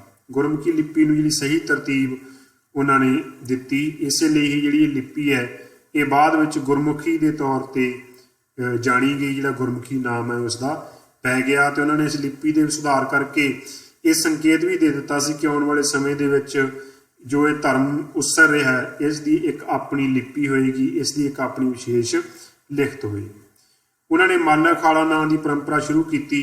ਜਿਹੜੀ ਸਰੀਰਕ ਕਸਰਤ ਹੈ ਉਸ ਨੂੰ ਉਹਨਾਂ ਨੇ ਪਹਿਲ ਦਿੱਤੀ, ਲੋਕਾਂ ਨੂੰ ਸਮਝਾਇਆ ਕਿ ਜਿਹੜਾ ਸਰੀਰ ਹੈ ਉਹੀ ਤੁਹਾਡਾ ਵਰਮੁੱਲਾ ਧਨ ਹੈ। ਰਚਨਾਵਾਂ ਦੇ ਵਿੱਚ 63 ਸ਼ਲੋਕ ਉਹਨਾਂ ਦੇ ਸਾਨੂੰ ਲਿਖੇ ਹੋਏ ਮਿਲਦੇ ਹੈ, ਜਿਹੜੇ ਗੁਰੂ ਗ੍ਰੰਥ ਸਾਹਿਬ ਦੇ ਵਿੱਚ ਸੁਸ਼ੋਭਿਤ ਹੈ। ਪਿਆਰੇ ਵਿਦਿਆਰਥੀਓ, ਸ਼ਹਿਰ ਜਿਹੜਾ ਉਹਨਾਂ ਨੇ ਸਥਾਪਿਤ ਕੀਤਾ ਉਹਦੇ ਵਿੱਚ ਖਡੂਰ ਸਾਹਿਬ, ਅੱਜ ਕੱਲ੍ਹ ਇਹ ਮੌਜੂਦਾ ਜਿਹੜਾ ਪੰਜਾਬ ਹੈ ਸਾਡਾ, ਉਹਦੇ ਤਰਨਤਾਰਨ ਜ਼ਿਲ੍ਹੇ ਦੇ ਵਿੱਚ ਇਹ ਸ਼ਹਿਰ ਪੈਂਦਾ ਹੈ। ਖਡੂਰ ਸਾਹਿਬ ਇੱਕ ਪਵਿੱਤਰ ਸ਼ਹਿਰ ਦੇ ਤੌਰ ਤੇ ਜਾਣਿਆ ਜਾਂਦਾ ਹੈ। ਤੇ ਇਸ ਸ਼ਹਿਰ ਦੀ ਜਿਹੜੀ ਸਥਾਪਨਾ ਹੈ ਉਹ ਗੁਰੂ ਅੰਗਦ ਦੇਵ ਜੀ ਨੇ ਕੀਤੀ ਸੀ। ਸਮੇਂ ਦੇ ਮੁਗਲ ਬਾਦਸ਼ਾਹ, ਉਹਨਾਂ ਇਹ ਪ੍ਰਸ਼ਨ ਇਸ ਤਰ੍ਹਾਂ ਹੀ ਪੁੱਛੇ ਜਾਂਦੇ ਪਿਆਰੇ ਵਿਦਿਆਰਥੀਓ ਕਿ ਕਿਹੜੇ ਗੁਰੂ ਸਾਹਿਬਾਨ ਦੇ ਸਮੇਂ ਕਿਹੜਾ ਮੁਗਲ ਬਾਦਸ਼ਾਹ ਸੀ, ਜਾਂ ਕਿਹੜੇ ਮੁਗਲ ਬਾਦਸ਼ਾਹ ਦੇ ਸਮੇਂ ਕਿਹੜੇ ਗੁਰੂ ਸਾਹਿਬਾਨ ਹੋਏ। ਤਾਂ ਇਸੇ ਤਰੀਕੇ ਨਾਲ ਤੁਸੀਂ ਇਹਨਾਂ ਨੂੰ ਯਾਦ ਕਰਨਾ। ਸਮੇਂ ਦੇ ਮੁਗਲ ਬਾਦਸ਼ਾਹ ਦੇ ਵਿੱਚ ਹੁਮਾਯੂੰ ਤੇ ਸ਼ੇਰ ਸ਼ਾਹ ਸੂਰੀ, ਹੁਮਾਯੂੰ ਤੇ ਸ਼ੇਰ ਸ਼ਾਹ ਸੂਰੀ ਜਿਹੜੇ ਦੋ ਮੁਗਲ ਬਾਦਸ਼ਾਹ ਹੈ ਉਹ ਗੁਰੂ ਅੰਗਦ ਦੇਵ ਜੀ ਦੇ ਸਮੇਂ ਦੇ ਵਿੱਚ ਹੋਏ ਹੈ। ਉੱਤਰਾਧਿਕਾਰੀ ਗੁਰੂ ਅਮਰਦਾਸ ਜੀ, ਗੁਰੂ ਅਮਰਦਾਸ ਜੀ ਉਹਨਾਂ ਦੇ ਉੱਤਰਾਧਿਕਾਰੀ ਬਣੇ ਪਿਆਰੇ ਵਿਦਿਆਰਥੀਓ। ਤੇ ਖਡੂਰ ਸਾਹਿਬ ਦੇ ਵਿੱਚ ਗੁਰੂ ਸਾਹਿਬ 1552 ਈਸਵੀ ਨੂੰ ਜੋਤੀ ਜੋਤ ਸਮਾ ਗਏ। ਇਹ ਗੁਰੂ ਅੰਗਦ ਦੇਵ ਜੀ ਦੇ ਜੀਵਨ ਬਾਰੇ ਸੰਖੇਪ ਬਿਉਰਾ ਸੀ, ਤੁਸੀਂ ਇਸ ਨੂੰ ਯਾਦ ਕਰਨਾ, ਪੜ੍ਹਨਾ ਹੈ। ਇਸ ਤੋਂ ਇਲਾਵਾ ਵਿਸਥਾਰ ਵਿੱਚ ਵੀ ਤੁਸੀਂ ਇਸ ਨੂੰ ਆਪਦੀਆਂ ਕਿਤਾਬਾਂ ਦੇ ਵਿੱਚੋਂ ਪੜ੍ਹ ਸਕਦੇ ਹੋ। ਆਓ ਹੁਣ ਆਪਾਂ ਗੱਲ ਕਰਦੇ ਹਾਂ ਸਾਡੇ ਤੀਸਰੇ ਗੁਰੂ ਅਮਰਦਾਸ ਜੀ ਬਾਰੇ। ਵਿਦਿਆਰਥੀਓ, ਗੁਰੂ ਅਮਰਦਾਸ ਜੀ ਦਾ ਜਨਮ 1479 ਈਸਵੀ ਨੂੰ ਬਾਸਰਕੇ ਜਿਹੜਾ ਮੌਜੂਦਾ ਜ਼ਿਲ੍ਹਾ ਸ਼੍ਰੀ ਅੰਮ੍ਰਿਤਸਰ ਸਾਹਿਬ ਦੇ ਵਿੱਚ ਇੱਕ ਪਿੰਡ ਪੈਂਦਾ ਹੈ, ਉੱਥੇ ਗੁਰੂ ਸਾਹਿਬ ਦਾ ਜਨਮ ਹੋਇਆ। ਤੇ ਉਹਨਾਂ ਦੀ ਮਾਤਾ ਦਾ ਨਾਂ ਮਾਤਾ ਸੁਲੱਖਣੀ ਜੀ ਸੀ ਤੇ ਪਿਤਾ ਦਾ ਨਾਂ ਤੇਜਭਾਨ ਜੀ ਸੀ। ਉਹਨਾਂ ਦੀ ਪਤਨੀ ਦਾ ਨਾਂ ਮਨਸਾ ਦੇਵੀ ਸੀ। ਸਪੁੱਤਰ ਤੇ ਸਪੁੱਤਰੀਆਂ ਜੋ ਉਹਨਾਂ ਦੇ ਘਰੇ ਔਲਾਦ ਪੈਦਾ ਹੋਈ, ਬਾਬਾ ਮੋਹਨ ਜੀ, ਬਾਬਾ ਮੋਰੀ ਜੀ, ਬੀਬੀ ਦਾਨੀ ਜੀ ਤੇ ਬੀਬੀ ਭਾਨੀ ਜੀ। ਗੁਰਗੱਦੀ ਉਹਨਾਂ ਨੂੰ 1552 ਈਸਵੀ ਦੇ ਵਿੱਚ ਮਿਲੀ। ਆਪਾਂ ਪਹਿਲਾਂ ਗੱਲ ਕਰ ਚੁੱਕੇ ਹਾਂ ਕਿ ਜੋ ਪਹਿਲੇ ਗੁਰੂ ਸਾਹਿਬਾਨ ਦੀ ਆਪਾਂ ਗੱਲ ਕਰ ਰਹੇ ਹਾਂ, ਉਸ ਤੋਂ ਪਹਿਲੇ ਗੁਰੂ ਸਾਹਿਬਾਨ ਜੀ ਦਾ ਜੋ ਜੋਤੀ ਜੋਤ ਸਮਾਉਣ ਦਾ ਸਾਲ ਹੋਏਗਾ ਉਹੀ ਇਸ ਗੁਰੂ ਦੇ ਜਿਹੜਾ ਗੁਰਗੱਦੀ ਹੈ ਉਹ ਹਾਸਲ ਕਰਨ ਦਾ ਸਮਾਂ ਹੋਏਗਾ। 1552 ਈਸਵੀ ਦੇ ਵਿੱਚ ਉਹ ਗੁਰਗੱਦੀ ਤੇ ਬਿਰਾਜਮਾਨ ਹੋਏ। 1574 ਈਸਵੀ ਤੱਕ ਸ਼ੁਰੂ ਕੀਤੀ ਉਹਨਾਂ ਨੇ ਮੰਜੀ ਪ੍ਰਥਾ ਉਹਨਾਂ ਨੇ ਸ਼ੁਰੂ ਕੀਤੀ। ਮੰਜੀ ਪ੍ਰਥਾ ਪਿਆਰੇ ਵਿਦਿਆਰਥੀਓ ਕੀ ਸੀਗੀ ਕਿ ਧਰਮ ਦਾ ਪ੍ਰਚਾਰ ਕਰਨ ਲਈ ਉਹਨਾਂ ਨੇ 22 ਮੰਜੀਆਂ ਦੀ ਜਿਹੜੀ ਸਥਾਪਨਾ ਹੈ ਉਹ ਕੀਤੀ, ਜਿਹਦੇ ਵਿੱਚ ਪੜ੍ਹਨ ਸਮੱਗਰੀ ਦੇ ਕੇ ਜਿਹੜੇ ਵਿਦਵਾਨ ਲੋਕ ਹੁੰਦੇ ਸੀ ਉਹਨਾਂ ਨੂੰ ਭੇਜਿਆ ਜਾਂਦਾ ਸੀ ਕਿ ਜਾਓ ਤੁਸੀਂ ਲੋਕਾਂ ਨੂੰ ਸੰਦੇਸ਼ ਦਿਓ, ਉਹਨਾਂ ਦੇ ਜੀਵਨ ਨੂੰ ਬਦਲੋ, ਉਹਨਾਂ ਨੂੰ ਕਿਰਤ ਨਾਲ ਜੋੜੋ, ਗੁਰੂ ਨਾਨਕ ਦੀ ਬਾਣੀ ਨਾਲ ਜੋੜੋ, ਗੁਰੂ ਦੇ ਸਿਧਾਂਤਾਂ ਨਾਲ ਉਹਨਾਂ ਨੂੰ ਜੋੜੋ। ਇਸ ਪ੍ਰਥਾ ਨੂੰ ਮੰਜੀ ਪ੍ਰਥਾ ਦੇ ਤੌਰ ਤੇ ਜਾਣਿਆ ਗਿਆ। ਰਚਨਾ ਉਹਨਾਂ ਦੀ ਆਨੰਦ ਸਾਹਿਬ ਤੇ 907 ਸ਼ਬਦ ਜਿਹੜੇ ਹੈ ਅਸੀਂ ਗੁਰੂ ਗ੍ਰੰਥ ਸਾਹਿਬ ਦੇ ਵਿੱਚ ਪੜ੍ਹਦੇ ਹਾਂ। ਆਨੰਦ ਸਾਹਿਬ ਤੁਸੀਂ ਆਮ ਹੀ ਪਿਆਰੇ ਵਿਦਿਆਰਥੀਓ ਸੁਣਦੇ ਹੋਵੋਗੇ, ਬੜੇ ਪ੍ਰੇਮ ਨਾਲ ਪੜ੍ਹੀ ਜਾਣ ਵਾਲੀ ਬਾਣੀ ਹੈ, ਘਰ ਘਰ ਤੇ ਹਰ ਇੱਕ ਦੇ ਮੂੰਹ ਤੇ ਚੜੀ ਹੋਈ ਜਿਹੜੀ ਇਹ ਬਾਣੀ ਹੈ। ਸ਼ਹਿਰ ਉਹਨਾਂ ਨੇ ਗੋਇੰਦਵਾਲ ਵਸਾਇਆ, ਜਿਹੜਾ ਕਿ ਜ਼ਿਲ੍ਹਾ ਤਰਨਤਾਰਨ ਦੇ ਵਿੱਚ ਅੱਜ ਕੱਲ੍ਹ ਸਥਿਤ ਹੈ। ਗੋਇੰਦਵਾਲ ਦੇ ਵਿੱਚ ਗੁਰੂ ਸਾਹਿਬ ਬਿਰਾਜਮਾਨ ਹੋਏ। ਇੱਥੇ ਉਹਨਾਂ ਨੇ ਇੱਕ ਬੌਲੀ ਦਾ ਨਿਰਮਾਣ ਕੀਤਾ। ਇੱਕ ਬੌਲੀ ਜਿਹੜੀ ਇੱਥੇ ਹੈ ਜਿਹਦੀਆਂ 84 ਪੌੜੀਆਂ। ਬੌਲੀ ਪਿਆਰੇ ਵਿਦਿਆਰਥੀ ਵਿੱਚ ਪਾਣੀ ਹੁੰਦਾ ਥੱਲੇ, ਜਿਵੇਂ ਖੂਹ ਹੁੰਦਾ ਸੀਗਾ, ਜਿਹੜੀ ਬੌਲੀ ਹੈ ਉਹਦੇ ਵਿੱਚ ਆਪਾਂ ਸਾਈਡ ਤੋਂ ਉਤਰ ਕੇ ਜਾਈਦਾ ਵਿੱਚ, ਤੇ ਵਿੱਚ ਉਹਦੇ ਪਾਣੀ ਸੀਗਾ। ਤੇ ਬੌਲੀ ਦਾ ਜਿਹੜਾ ਨਿਰਮਾਣ ਹੈ ਉਹ ਗੁਰੂ ਅਮਰਦਾਸ ਜੀ ਨੇ ਕਰਵਾਇਆ ਤੇ ਬੌਲੀ ਅੱਜ ਵੀ ਗੋਇੰਦਵਾਲ ਦੇ ਵਿੱਚ ਸਥਿਤ ਹੈ। ਪ੍ਰਚਾਰ, ਜੋ ਉਹਨਾਂ ਨੇ ਪ੍ਰਚਾਰ ਕੀਤਾ, ਕਿਉਂਕਿ ਹਰੇਕ ਗੁਰੂ ਸਾਹਿਬ ਦੀ ਕੋਈ ਨਾ ਕੋਈ ਵਿਸ਼ੇਸ਼ਤਾ, ਉਹਨਾਂ ਨੇ ਕੋਈ ਐਸੀ ਦੇਣ ਦਿੱਤੀ ਹੈ ਜਿਹੜੀ ਪ੍ਰਥਾ ਅੱਜ ਵੀ ਚੱਲੀ ਆ ਰਹੀ ਹੈ। ਪਹਿਲੇ ਉਹਨਾਂ ਨੇ ਜਿਹੜੀ ਗੱਲ ਕਹੀ, ਪਹਿਲੇ ਪੰਗਤ ਪਾਛੇ ਸੰਗਤ। ਸੰਗਤ ਤੋਂ ਪਹਿਲਾਂ ਪੰਗਤ। ਪੰਗਤ ਦਾ ਅਰਥ ਪਿਆਰੇ ਵਿਦਿਆਰਥੀ ਹੁੰਦਾ ਲਾਈਨ ਦੇ ਵਿੱਚ ਬੈਠ ਕੇ। ਆਪਾਂ ਪਹਿਲਾਂ ਗੱਲ ਕੀਤੀ ਸੀਗੀ ਕਿ ਗੁਰੂ ਨਾਨਕ ਦੇਵ ਜੀ ਨੇ ਜਿਹੜੀ ਲੰਗਰ ਪ੍ਰਥਾ ਉਹ ਸ਼ੁਰੂ ਕੀਤੀ ਤੇ ਨਾਲ ਹੀ ਉਹਨਾਂ ਨੇ ਇਹ ਕਿਹਾ ਸੀ ਕਿ ਇੱਕ ਲਾਈਨ ਦੇ ਵਿੱਚ ਬੈਠ ਕੇ ਸਾਰੇ ਲੰਗਰ ਛਕਣਗੇ। ਲਾਈਨ ਦੇ ਵਿੱਚ ਬੈਠਣ ਦਾ ਮਤਲਬ ਇਹ ਨਹੀਂ ਸੀ ਕਿ ਲਾਈਨ ਕੋਈ ਇੱਕ ਨਿਯਮ ਸੀਗਾ। ਲਾਈਨ ਤੋਂ ਭਾਵ ਇਹ ਬਣ ਗਿਆ ਕਿ ਉਸ ਲਾਈਨ ਦੇ ਵਿੱਚ ਜੋ ਬੈਠੇ ਹੋਣਗੇ ਲੋਕ, ਉਹਨਾਂ ਵਿੱਚ ਕੋਈ ਗਰੀਬ ਅਮੀਰ, ਵੱਡਾ ਛੋਟਾ, ਤਕੜਾ ਮਾੜਾ ਇਹ ਨਹੀਂ ਗਿਣਿਆ ਜਾਏਗਾ। ਇੱਕੋ ਲਾਈਨ ਦੇ ਵਿੱਚ ਸਾਰੇ ਬੈਠਣਗੇ, ਸਾਰੇ ਬੈਠ ਕੇ ਜਿਹੜੇ ਲੰਗਰ ਹੈ ਉਹ ਛਕਣਗੇ, ਤੇ ਜਿਸ ਨੂੰ ਅਸੀਂ ਪੰਗਤ ਦਾ ਜਿਹੜਾ ਨਾਮ ਹੈ ਉਹ ਸਨਮਾਨ ਦੇ ਤੌਰ ਤੇ ਦਿੰਦੇ ਹਾਂ। ਤੇ ਨਾਲ ਉਹਨਾਂ ਨੇ, ਗੁਰੂ ਸਾਹਿਬ ਨੇ ਇਹ ਕਿਹਾ ਕਿ ਸੰਗਤ ਤੋਂ ਪਹਿਲਾਂ ਪੰਗਤ, ਕਿ ਜੇ ਤੁਸੀਂ ਗੁਰੂ ਦੀ ਸੰਗਤ ਕਰਨੀ ਹੈ, ਗੁਰੂ ਦਾ ਉਪਦੇਸ਼ ਲੈਣਾ ਹੈ, ਤਾਂ ਇਹ ਮੰਨ ਕੇ ਚੱਲੋ ਕਿ ਤੁਹਾਨੂੰ ਜਿਹੜਾ ਪਹਿਲਾਂ ਪੰਗਤ ਦੇ ਵਿੱਚ ਬੈਠ ਕੇ ਲੰਗਰ ਛਕਣਾ ਪਊਗਾ। ਤੇ ਇਹ ਬੜੇ ਮਾਣ ਸਤਿਕਾਰ ਵਾਲੀ ਜਿਹੜੀ ਗੱਲ ਹੈ ਉਹ ਸਾਡੇ ਸਿੱਖ ਧਰਮ ਦੇ ਲਈ ਹੈ। ਉਸ ਸਮੇਂ ਦੇ ਮੁਗਲ ਬਾਦਸ਼ਾਹ ਅਕਬਰ, ਜਿਹੜੇ ਕਿ ਜਿਨ੍ਹਾਂ ਨੂੰ ਆਪਾਂ ਕਹਿ ਸਕਦੇ ਹਾਂ ਕਿ ਦੁਨੀਆ ਦੇਸ਼ ਦੇ ਮਾਲਕ, ਉਸ ਸਮੇਂ ਮੁਗਲਾਂ ਦਾ ਸ਼ਾਸਨ ਸੀਗਾ, ਚਾਰ ਸਪੇਰੇ ਚੜ੍ਹਦੀ ਕਲਾ ਸੀ, ਪਰ ਗੁਰੂ ਦਰਬਾਰ ਦੇ ਵਿੱਚ ਉਹਨਾਂ ਨੂੰ ਸਿਰ ਨਿਵਾ ਕੇ ਹੀ ਆਉਣਾ ਪਿਆ। ਤੇ ਗੁਰੂ ਦੇ ਦਰਸ਼ਨ ਕਰਨ ਤੋਂ ਪਹਿਲਾਂ, ਗੁਰੂ ਜੀ ਦੇ ਦਰਸ਼ਨ ਕਰਨ ਤੋਂ ਪਹਿਲਾਂ ਜਿਹੜੀ ਸੰਗਤ ਦੀ ਪ੍ਰਥਾ ਹੈ ਉਸ ਨੂੰ ਮੰਨਣ ਤੋਂ ਪਹਿਲਾਂ ਉਹਨਾਂ ਨੂੰ ਜਿਹੜੀ ਲੰਗਰ ਦੀ ਪ੍ਰਥਾ ਹੈ ਉਸ ਦਾ ਪਾਲਣ ਕਰਨਾ ਪਿਆ।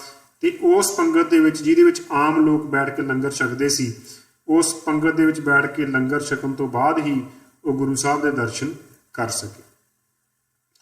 ਉਹਨਾਂ ਦੇ ਉੱਤਰਾਧਿਕਾਰੀ ਜੋ ਬਣੇ, ਜਿਨ੍ਹਾਂ ਨੂੰ ਅਸੀਂ ਚੌਥੇ ਗੁਰੂ ਦੇ ਤੌਰ ਤੇ ਪੜ੍ਹਾਂਗੇ, ਉਹ ਸੀਗੇ ਭਾਈ ਜੇਠਾ ਜੀ, ਜਿਨ੍ਹਾਂ ਨੂੰ ਅਸੀਂ ਗੁਰੂ ਰਾਮਦਾਸ ਜੀ ਦੇ ਤੌਰ ਤੇ ਵੀ ਜਾਣਦੇ ਹਾਂ।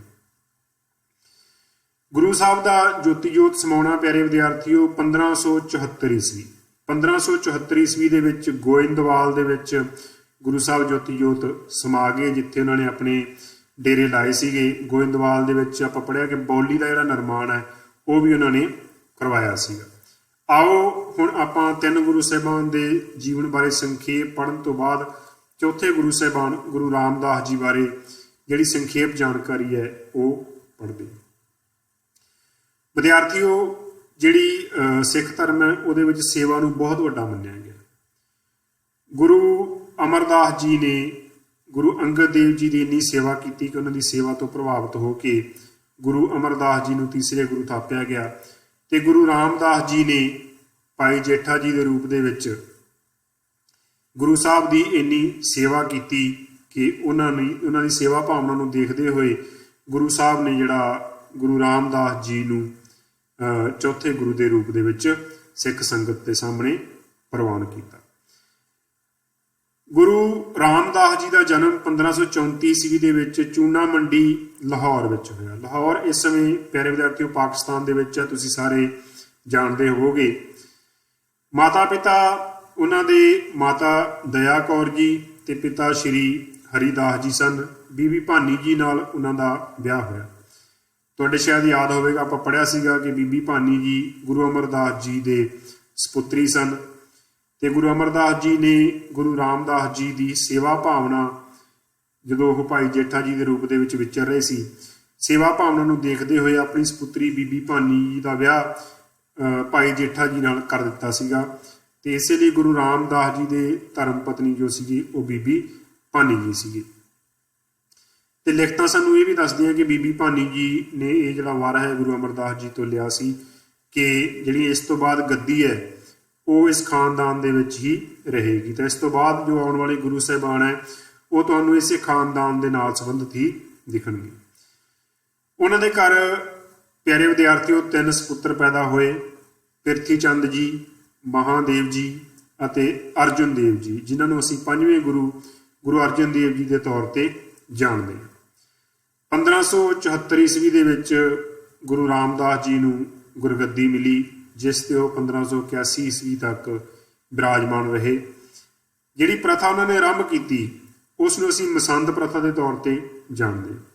ਮਸੰਦ ਪ੍ਰਥਾ, ਪਿਆਰੇ ਵਿਦਿਆਰਥੀਓ, ਮਸੰਦ ਜਿਹੜੇ ਹੈ ਉਹਨਾਂ ਦੀ ਜ਼ਿੰਮੇਵਾਰੀ ਲਾਈ ਜਾਂਦੀ ਸੀਗੀ ਕਿ ਉਹ ਧਰਮ ਦਾ ਪ੍ਰਚਾਰ ਕਰਨ। ਧਰਮ ਦਾ ਪ੍ਰਚਾਰ ਕਰਨ ਦੇ ਨਾਲ ਨਾਲ ਜੋ ਦਸਵੰਧ ਹੈ ਗੁਰੂ ਘਰ ਦੇ ਲਈ ਭੇਜਿਆ ਜਾਂਦਾ ਉਸ ਨੂੰ ਵੀ ਉਹ ਇਕੱਠਾ ਕਰਦੇ ਸੀਗੇ। ਤੇ ਮਸੰਦਾਂ ਨੇ ਜਿਹੜਾ ਸ਼ੁਰੂ ਦੇ ਵਿੱਚ ਧਰਮ ਦਾ ਬਹੁਤ ਜ਼ਿਆਦਾ ਪ੍ਰਚਾਰ ਕੀਤਾ, ਜਾ ਕੇ ਲੋਕਾਂ ਦੇ ਵਿੱਚ। ਰਚਨਾਵਾਂ ਦੇ ਵਿੱਚ 30 ਰਾਗਾਂ ਦੇ ਵਿੱਚ ਉਹਨਾਂ ਦੇ 679 ਜਿਹੜੇ ਸ਼ਬਦ ਹੈ ਉਹ ਸਾਨੂੰ ਲਿਖੇ ਹੋਏ ਮਿਲਦੇ ਆ। ਪਿਆਰੇ ਵਿਦਿਆਰਥੀਓ, ਉਹਨਾਂ ਨੇ ਅੰਮ੍ਰਿਤਸਰ ਜਿਹੜਾ ਸ਼ਹਿਰ ਹੈ ਉਹ ਵਸਾਇਆ। ਰਾਮਦਾਸਪੁਰ ਇਹਦਾ ਪਹਿਲਾ ਨਾਂ ਸੀਗਾ ਗੁਰੂ ਕਾ ਚੱਕ, इस तरह के प्रश्न भी तुहानूं कई बार पूछे जाते हैं कि गुरु का चक किहड़े शहर का नाम सी, रामदासपुरा किहड़े शहर का नाम सीगा। तो ये अज का जिहड़ा मौजूदा श्री अमृतसर साहिब है साडा शहर, पवित्र शहर जिथे हरमंदर साहिब विराजमान है, उस शहर नूं जिहड़ा है रामदासपुर ते गुरु का चक के तौर पर जाणिया जाता है। तो इसनूं वसाया सी धन गुरु रामदास जी ने। समय के मुगल बादशाह गुरु रामदास जी के समय अकबर बादशाह होए है। अकबर बादशाह बारे आपां पढ़िया सी, गुरु अमरदास जी नूं मिलण लई उन्होंने जिहड़ी लंगर की प्रथा है उसका पालन करते हुए गुरु साहब के दर्शन उन्होंने कीते सीगे। उत्तराधिकारी के रूप में उन्होंने जिहड़े तीसरे सपुत्र सीगे गुरु अर्जन देव जी, गुरु अर्जन देव जी जिहड़े उन्होंने जिहड़ी गुरगद्दी है प्यारे विद्यार्थियों वो दिती गई।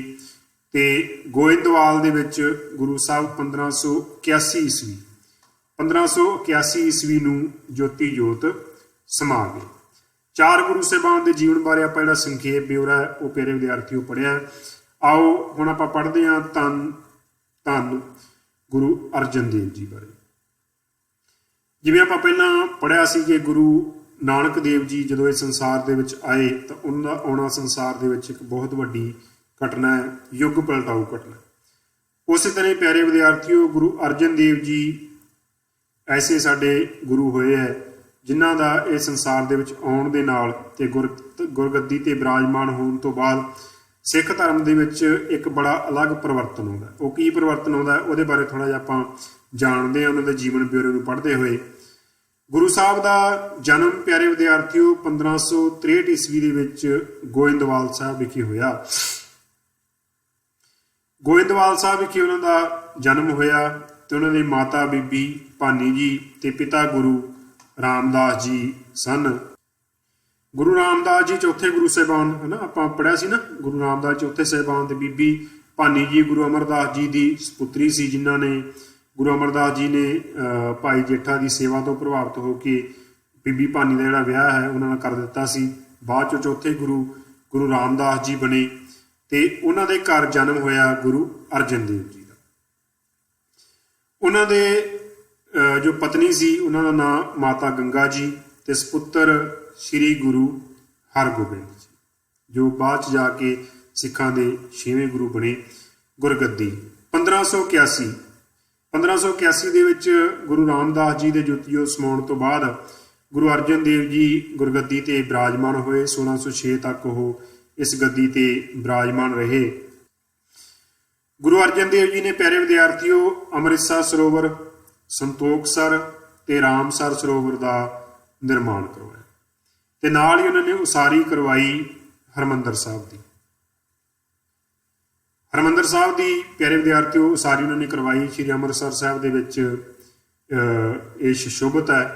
अज सारे असीं इन्हां नूं सिखां दे मक्का के तौर पर जां गोल्डन टैंपल के तौर पर भी जाणिया जाता है। मुख्य स्थान है साडा सिख धर्म का ते उत्थे जिहड़े सारे लोग है वो दर्शनां लई जांदे आ। सरोवर के विचकार इनूं जिहड़ा स्वर्ण मंदिर के नाम नाल भी कई बारी कह दिता जाता है। श्री हरमंदर साहब जिहड़ा मुख नाम असीं उसदा रखते हैं। श्री हरमंदर साहब की उन्होंने उसारी करवाई। 2 महान काम गुरु अर्जन देव जी ने प्यारे विद्यार्थियों किए। श्री हरमंदर साहब की उसारी करवाना ते श्री गुरु ग्रंथ साहब की रचना करना। उहदे बारे भी आपां अगे पढ़ते हैं। जदों हरमंदर साहब की गुरु साहब ने उसारी करवाई तो उन्होंने सद्दा भेजा सी। सद्दा क्यों भेजा सी? उन्होंने मुसलमान जिहड़ा एक फकीर सीगे, मुसलमान सूफी फकीर होया साईं मियाँ मीर जी। हुण देखो ये कोई तुहानूं देखण नूं शायद एक सधारण जी गल लगती होगी, पर गुरु नानक देव जी ने संदेश सर्व धर्म सर्व प्रवान का जिहड़ा संदेश है वो दिता सीगा कि सारे लोग इक्को है, ना को हिंदू ना मुसलमान। तो उस समय जो महान आत्मावां हुंदियां सीगियां जिहड़ियां पवित्र रूहां लोकां नूं उस महानता का महान गुरु के नाम का संदेश दिंदे सीगे, उन्हां दा सन्मान किया जाता सी, चाहे वो किसी भी धर्म नाल संबंधित हुंदे सीगे। ते हिंदू धर्म के जिहड़े संत मियाँ मीर जी है, संत मियाँ मीर जी तो हरमंदर साहब की जिहड़ी नींह है वो गुरु अर्जन देव जी ने रखवाई। एडा मान सन्मान उन्होंने दिता। उन्होंने रचना दे विच 30 रागां दे विच उन्हां दी जिहड़ी बाणी है 2218 शब्द गुरु ग्रंथ साहब दे विच प्यारे विद्यार्थियों वो सानूं उन्हां दे लिखे हुए ਮਿਲਦੇ ਹੈ। ਪ੍ਰਸਿੱਧ ਰਚਨਾਵਾਂ ਦੇ ਵਿੱਚ ਸ਼੍ਰੀ ਸੁਖਮਨੀ ਸਾਹਿਬ, 52 ਅੱਖਰੀ, 12ਵਾਂ ਆਦਿ ਬਹੁਤ ਸਾਰੀਆਂ ਜਿਹੜੀਆਂ ਰਚਨਾਵਾਂ ਉਹ ਉਹਨਾਂ ਦੀਆਂ ਸਾਨੂੰ ਮਿਲਦੀਆਂ। ਇੱਕ ਗੱਲ ਇੱਥੇ ਤੁਸੀਂ ਹੋਰ ਯਾਦ ਰੱਖ ਸਕਦੇ ਹੋ ਕਿ ਸ਼੍ਰੀ ਗੁਰੂ ਗ੍ਰੰਥ ਸਾਹਿਬ ਦੇ ਵਿੱਚ ਸਭ ਤੋਂ ਵੱਧ ਬਾਣੀ ਗੁਰੂ ਅਰਜਨ ਦੇਵ ਜੀ ਦੀ ਹੈ। ਪਿਆਰੇ ਵਿਦਿਆਰਥੀਓ, ਇਹ ਗੱਲ ਤੁਸੀਂ ਯਾਦ ਰੱਖਣੀ। ਤੇ ਜਦੋਂ ਗੁਰੂ ਗ੍ਰੰਥ ਸਾਹਿਬ ਜੀ ਦੀ ਰਚਨਾ ਕੀਤੀ ਗਈ ਤਾਂ ਗੁਰੂ ਗ੍ਰੰਥ ਸਾਹਿਬ ਦੀ ਜਿਹੜੀ ਰਚਨਾ ਹੈ ਉਹ ਬੋਲ ਕੇ ਗੁਰੂ ਸਾਹਿਬ ਨੇ ਜਿਹੜੀ ਬਾਣੀ ਹੈ ਉਹ ਲਿਖਵਾਈ ਤੇ ਉਸ ਨੂੰ ਬਾਣੀ ਨੂੰ ਲਿਖਣ ਦਾ ਜਿਹੜਾ ਕਾਰਜ ਹੈ ਉਹ ਕੀਤਾ ਭਾਈ ਗੁਰਦਾਸ ਨੇ। ਸ਼ਹਿਰ ਵਸਾਇਆ ਕਰਤਾਰਪੁਰ ਤੇ ਸ਼੍ਰੀ ਹਰਗੋਬਿੰਦਪੁਰ, 2 ਸ਼ਹਿਰ ਵਸਾਏ। ਇੱਕ ਚੀਜ਼ ਤੁਸੀਂ ਦੇਖੀ ਹੋਣੀ ਹੈ ਕਿ ਸਾਰੇ ਗੁਰੂ ਸਾਹਿਬਾਨ ਨੇ ਕਿਸੇ ਨਾ ਕਿਸੇ ਸ਼ਹਿਰ ਦੀ ਸਥਾਪਨਾ ਕੀਤੀ, ਕਿਉਂਕਿ ਚੰਗਾ ਇਲਾਕਾ ਦੇਖ ਕੇ ਉੱਥੇ ਲੋਕਾਂ ਨੂੰ ਵਸਾਉਂਦੇ ਸੀਗੇ। ਕਿਉਂਕਿ ਵਸੋਂ ਦਾ ਆਧਾਰ ਵਸੋਂ ਕਿਵੇਂ ਹੋਣੀ ਹੁੰਦੀ ਹੈ? ਵਸੋਂ ਦਾ ਹੋਣੀ ਹੁੰਦੀ ਹੈ ਪਿਆਰੇ ਵਿਦਿਆਰਥੀਓ ਕਿਰਤ ਦੇ ਆਧਾਰ ਤੇ। ਜੇ ਕੋਈ ਲੋਕ ਕਿਤੇ ਬੈਠ ਕੇ ਮਿਹਨਤ ਕਰਨਗੇ, ਕਿਰਤ ਕਰਨਗੇ ਤਾਂ ਉਹਦੇ ਨਾਲ ਉੱਥੇ ਜਿਹੜਾ ਇਲਾਕਾ ਉਹ ਵਿਕਸਿਤ ਹੋ ਜਾਂਦਾ ਹੈ, ਵਪਾਰ ਸ਼ੁਰੂ ਹੋ ਜਾਂਦਾ ਹੈ, ਤਾਂ ਉਹਦੇ ਨਾਲ ਜਿਹੜਾ ਇੱਕ ਸ਼ਹਿਰ ਆ ਉਹ ਵਸ ਜਾਂਦਾ। ਤਾਂ ਗੁਰੂ ਸਾਹਿਬ ਨੇ ਕਰਤਾਰਪੁਰ ਤੇ ਹਰਗੋਬਿੰਦਪੁਰ ਜਿਹੜਾ ਸ਼ਹਿਰ ਹੈ ਉਹ ਵਸਾਏ। ਸੰਪਾਦਨਾ ਜਿਵੇਂ ਆਪਾਂ ਪਹਿਲਾਂ ਗੱਲ ਕਰ ਚੁੱਕੇ ਹਾਂ ਆਦਿ ਗ੍ਰੰਥ ਦੀ, ਸ਼੍ਰੀ ਗੁਰੂ ਗ੍ਰੰਥ ਸਾਹਿਬ ਦੇ ਨਾਮ ਨਾਲ ਜਿਹਨਾਂ ਨੂੰ ਆਪਾਂ ਜਾਣਦੇ ਹਾਂ, ਸਥਾਪਨਾ ਉਹਦੀ ਗੁਰੂ ਸਾਹਿਬ ਨੇ ਕੀਤੀ। ਸੰਪਾਦਨਾ 1604 ਈਸਵੀ 1604 ਈਸਵੀ ਦੇ ਵਿੱਚ ਜਿਹੜੀ ਇਹ ਸਾਰੀ ਲਿਖਤ ਹੈ ਉਹ ਸੰਪੂਰਨ ਹੋਈ। ਪਰੰਪਰਾ ਸ਼ੁਰੂ ਉਹਨਾਂ ਨੇ ਕੀਤੀ ਦਸਵੰਧ। ਦਸਵੰਧ ਹੁੰਦੀ ਹੈ ਪਿਆਰੇ ਵਿਦਿਆਰਥੀਓ 10ਵਾਂ ਹਿੱਸਾ। ਉਹਨਾਂ ਨੇ ਕਿਹਾ ਸੀ ਕਿ ਜੇ ਅਸੀਂ ਧਰਮ ਦਾ ਪ੍ਰਚਾਰ ਕਰਨਾ ਹੈ, ਲੋਕਾਂ ਨੂੰ ਜਾਗਰਤ ਕਰਨਾ ਹੈ, ਤਾਂ ਉਹਦੇ ਲਈ ਸਾਨੂੰ ਜਿਹੜਾ ਧਨ ਹੈ ਉਸ ਦੀ ਵੀ ਜ਼ਰੂਰਤ ਪਵੇਗੀ। ਤਾਂ ਸਿੱਖ ਲਈ ਇਹ ਜ਼ਰੂਰੀ ਹੈ ਕਿ ਉਹ ਜਿਹੜਾ ਦਸਵੰਧ ਹੈ ਉਹ ਆਪਣਾ ਗੁਰੂ ਘਰ ਦੇ ਲਈ ਜ਼ਰੂਰ ਉਹ ਕੱਢੇ। ਸਮੇਂ ਦੇ ਮੁਗਲ ਬਾਦਸ਼ਾਹ ਅਕਬਰ ਤੇ ਜਹਾਂਗੀਰ ਹੋਏ। ਉੱਤਰਾਧਿਕਾਰੀ ਦੇ ਤੌਰ ਤੇ ਗੁਰੂ ਹਰਗੋਬਿੰਦ ਜੀ ਸਿੱਖਾਂ ਦੇ 6ਵੇਂ ਗੁਰੂ ਬਣੇ ਪਿਆਰੇ ਵਿਦਿਆਰਥੀਓ। ਤੇ 1606 ਈਸਵੀ ਦੇ ਵਿੱਚ ਲਾਹੌਰ ਦੇ ਵਿੱਚ ਜਿਹੜੀ ਉਹਨਾਂ ਦੀ ਸ਼ਹੀਦੀ ਹੋਈ ਗੁਰੂ ਅਰਜਨ ਦੇਵ ਜੀ ਦੀ। ਮੈਂ ਪਹਿਲਾਂ ਗੱਲ ਕੀਤੀ ਸੀ ਕਿ ਉਹਨਾਂ ਦਾ ਜਿਹੜਾ ਵਿਸ਼ੇਸ਼ ਸਥਾਨ ਸਾਡੇ ਸਿੱਖ ਧਰਮ ਦੇ ਵਿੱਚ ਹੈ ਉਹ ਇਸੇ ਕਰਕੇ ਹੀ ਹੈ ਕਿ ਉਹ ਸਿੱਖ ਧਰਮ ਦੇ ਵਿੱਚ ਪਹਿਲੇ ਗੁਰੂ ਹੋਏ ਆ ਜਿਨ੍ਹਾਂ ਨੇ ਸ਼ਹੀਦੀ ਪਾਈ। ਪਿਆਰੇ ਵਿਦਿਆਰਥੀਓ, 5ਵੇਂ ਗੁਰੂ ਤੱਕ ਪਹੁੰਚਦੇ ਜਿਹੜੇ ਸਿੱਖ ਧਰਮ ਦੇ ਉਪਦੇਸ਼ ਸੀਗੇ ਉਹ ਬੜੇ ਚਾਰ ਚੁਫੇਰੇ ਫੈਲ ਰਹੇ ਸੀ। ਜਿਹੜੀ ਸਮੇਂ ਦੀ ਹਕੂਮਤ ਸੀ ਉਹ ਇਸ ਨੂੰ ਪਸੰਦ ਨਹੀਂ ਕਰਦੀ ਸੀ, ਜਿਸ ਕਰਕੇ ਬਾਦਸ਼ਾਹ ਜਹਾਂਗੀਰ ਦੇ ਕੋਲ ਬਹੁਤ ਸਾਰੇ ਲੋਕਾਂ ਨੇ ਜਾ ਕੇ ਸ਼ਿਕਾਇਤਾਂ ਕੀਤੀਆਂ ਕਿ ਤੁਹਾਡੇ ਬਰਾਬਰ ਇੱਕ ਜਿਹੜੀ ਸਲਤਨਤ ਹੈ ਉਹ ਖੜੀ ਹੋ ਰਹੀ ਹੈ। ਗੁਰੂ ਦੇ ਦਰ ਤੇ ਜਾਣ ਵਾਲੇ ਜਿਹੜੇ ਲੋਕ ਹੈ ਉਹਨਾਂ ਦੀ ਗਿਣਤੀ ਬਹੁਤ ਜ਼ਿਆਦਾ ਵੱਧਦੀ ਜਾ ਰਹੀ ਹੈ। ਤਾਂ ਉਹਨਾਂ ਦੀਆਂ ਗੱਲਾਂ ਦੇ ਵਿੱਚ ਆ ਕੇ ਬਾਦਸ਼ਾਹ ਜਹਾਂਗੀਰ ਨੇ ਲਾਹੌਰ ਦੇ ਵਿੱਚ ਗੁਰੂ ਸਾਹਿਬ ਨੂੰ ਬੁਲਾਇਆ ਤੇ ਜਿੱਥੇ ਕਹਿੰਦੇ ਵੀ ਬਹੁਤ ਸਾਰੇ ਜਿਹੜੇ ਤਸੀਹੇ ਦੇ ਕੇ ਉਹਨਾਂ ਦੀ ਜਿਹੜੀ ਸ਼ਹੀਦੀ ਹੈ ਉਹ ਕਰ ਦਿੱਤੀ ਗਈ। ਤਾਂ ਸ਼ਹੀਦਾਂ ਦੇ ਸਰਤਾਜ ਤੇ ਹਿੰਦ ਦੀ ਚਾਦਰ, ਸ਼ਹੀਦਾਂ ਦੇ ਸਰਤਾਜ ਦੇ ਤੌਰ ਤੇ ਜਿਹੜਾ ਗੁਰੂ ਅਰਜਨ ਦੇਵ ਜੀ ਨੂੰ ਪਿਆਰੇ ਵਿਦਿਆਰਥੀਓ ਉਹ ਜਾਣਿਆ ਜਾਂਦਾ ਹੈ। ਤੇ ਇਹ ਪਹਿਲੇ ਗੁਰੂ ਹੈ ਜਿਨ੍ਹਾਂ ਦੀ ਸ਼ਹੀਦੀ ਹੋਈ ਸਾਡੇ ਸਿੱਖ ਧਰਮ ਦੇ ਵਿੱਚ। ਅੱਗੇ ਆਪਾਂ ਗੱਲ ਕਰਦੇ ਹਾਂ ਸਾਡੇ 6ਵੇਂ ਗੁਰੂ ਸਾਹਿਬਾਨ ਸ਼੍ਰੀ ਗੁਰੂ ਹਰਗੋਬਿੰਦ ਜੀ ਦੀ। ਵਿਦਿਆਰਥੀਓ, ਗੁਰੂ ਹਰਗੋਬਿੰਦ ਜੀ ਦੀ ਨੂੰ ਗੁਰਗੱਦੀ ਮਿਲਣ ਤੋਂ ਬਾਅਦ ਵੀ ਸਿੱਖ ਧਰਮ ਦੇ ਵਿੱਚ ਇੱਕ ਅਲੱਗ ਪਰਿਵਰਤਨ ਆਉਂਦਾ ਹੈ, ਕਿਉਂਕਿ ਗੁਰੂ ਅਰਜਨ ਦੇਵ ਜੀ ਦੀ ਸ਼ਹੀਦੀ ਹੋਣ ਤੋਂ ਬਾਅਦ ਇਹ ਚੀਜ਼ਾਂ ਮਹਿਸੂਸ ਕਰਨੀਆਂ ਸ਼ੁਰੂ ਕਰ ਦਿੱਤੀਆਂ ਸੀ ਸਭ ਨੇ ਕਿ ਜਿਹੜੀ ਦੇਗ ਦੇ ਨਾਲ ਤੇਗ ਚੱਕਣੀ ਵੀ ਜ਼ਰੂਰੀ ਹੈ। ਤਾਂ ਇਸੇ ਲਈ ਸਿੱਖਾਂ ਲਈ ਇਹ ਜ਼ਰੂਰੀ ਸੀ ਕਿ ਉਹ ਆਪਣੀਆਂ ਗੱਲਾਂ, ਆਪਣੇ ਧਰਮ ਦੀ ਜਿਹੜੀ ਰਾਖੀ ਦੇ ਲਈ ਉਹ ਹਥਿਆਰ ਵੀ ਨਾਲ ਰੱਖਣ ਤੇ ਜਿਹੜਾ ਮਜ਼ਲੂਮਾਂ ਦੇ ਉੱਪਰ ਜ਼ੁਲਮ ਹੋ ਰਿਹਾ ਲੋਕਾਂ ਦੇ ਉੱਪਰ ਉਸ ਦਾ ਵੀ ਉਹ ਜਵਾਬ ਦੇਣ। ਤੇ ਇਸ ਦੀ ਜਿਹੜੀ ਸ਼ੁਰੂਆਤ ਹੈ ਉਹ ਕੀਤੀ ਗਈ ਸੀ ਗੁਰੂ ਹਰਗੋਬਿੰਦ ਜੀ ਪਰ। ਆਓ ਆਪਾਂ ਉਹਨਾਂ ਦੇ ਜੀਵਨ ਬਾਰੇ ਥੋੜ੍ਹਾ ਜਿਹਾ ਸੰਖੇਪ ਦੇ ਵਿੱਚ ਪੜ੍ਹਦੇ ਹਾਂ। 1595 ਦੇ ਵਿੱਚ ਅੰਮ੍ਰਿਤਸਰ ਦੇ ਨੇੜੇ ਪਿੰਡ ਵਡਾਲੀ ਦੇ ਵਿੱਚ ਉਹਨਾਂ ਦਾ ਜਨਮ ਹੁੰਦਾ ਹੈ।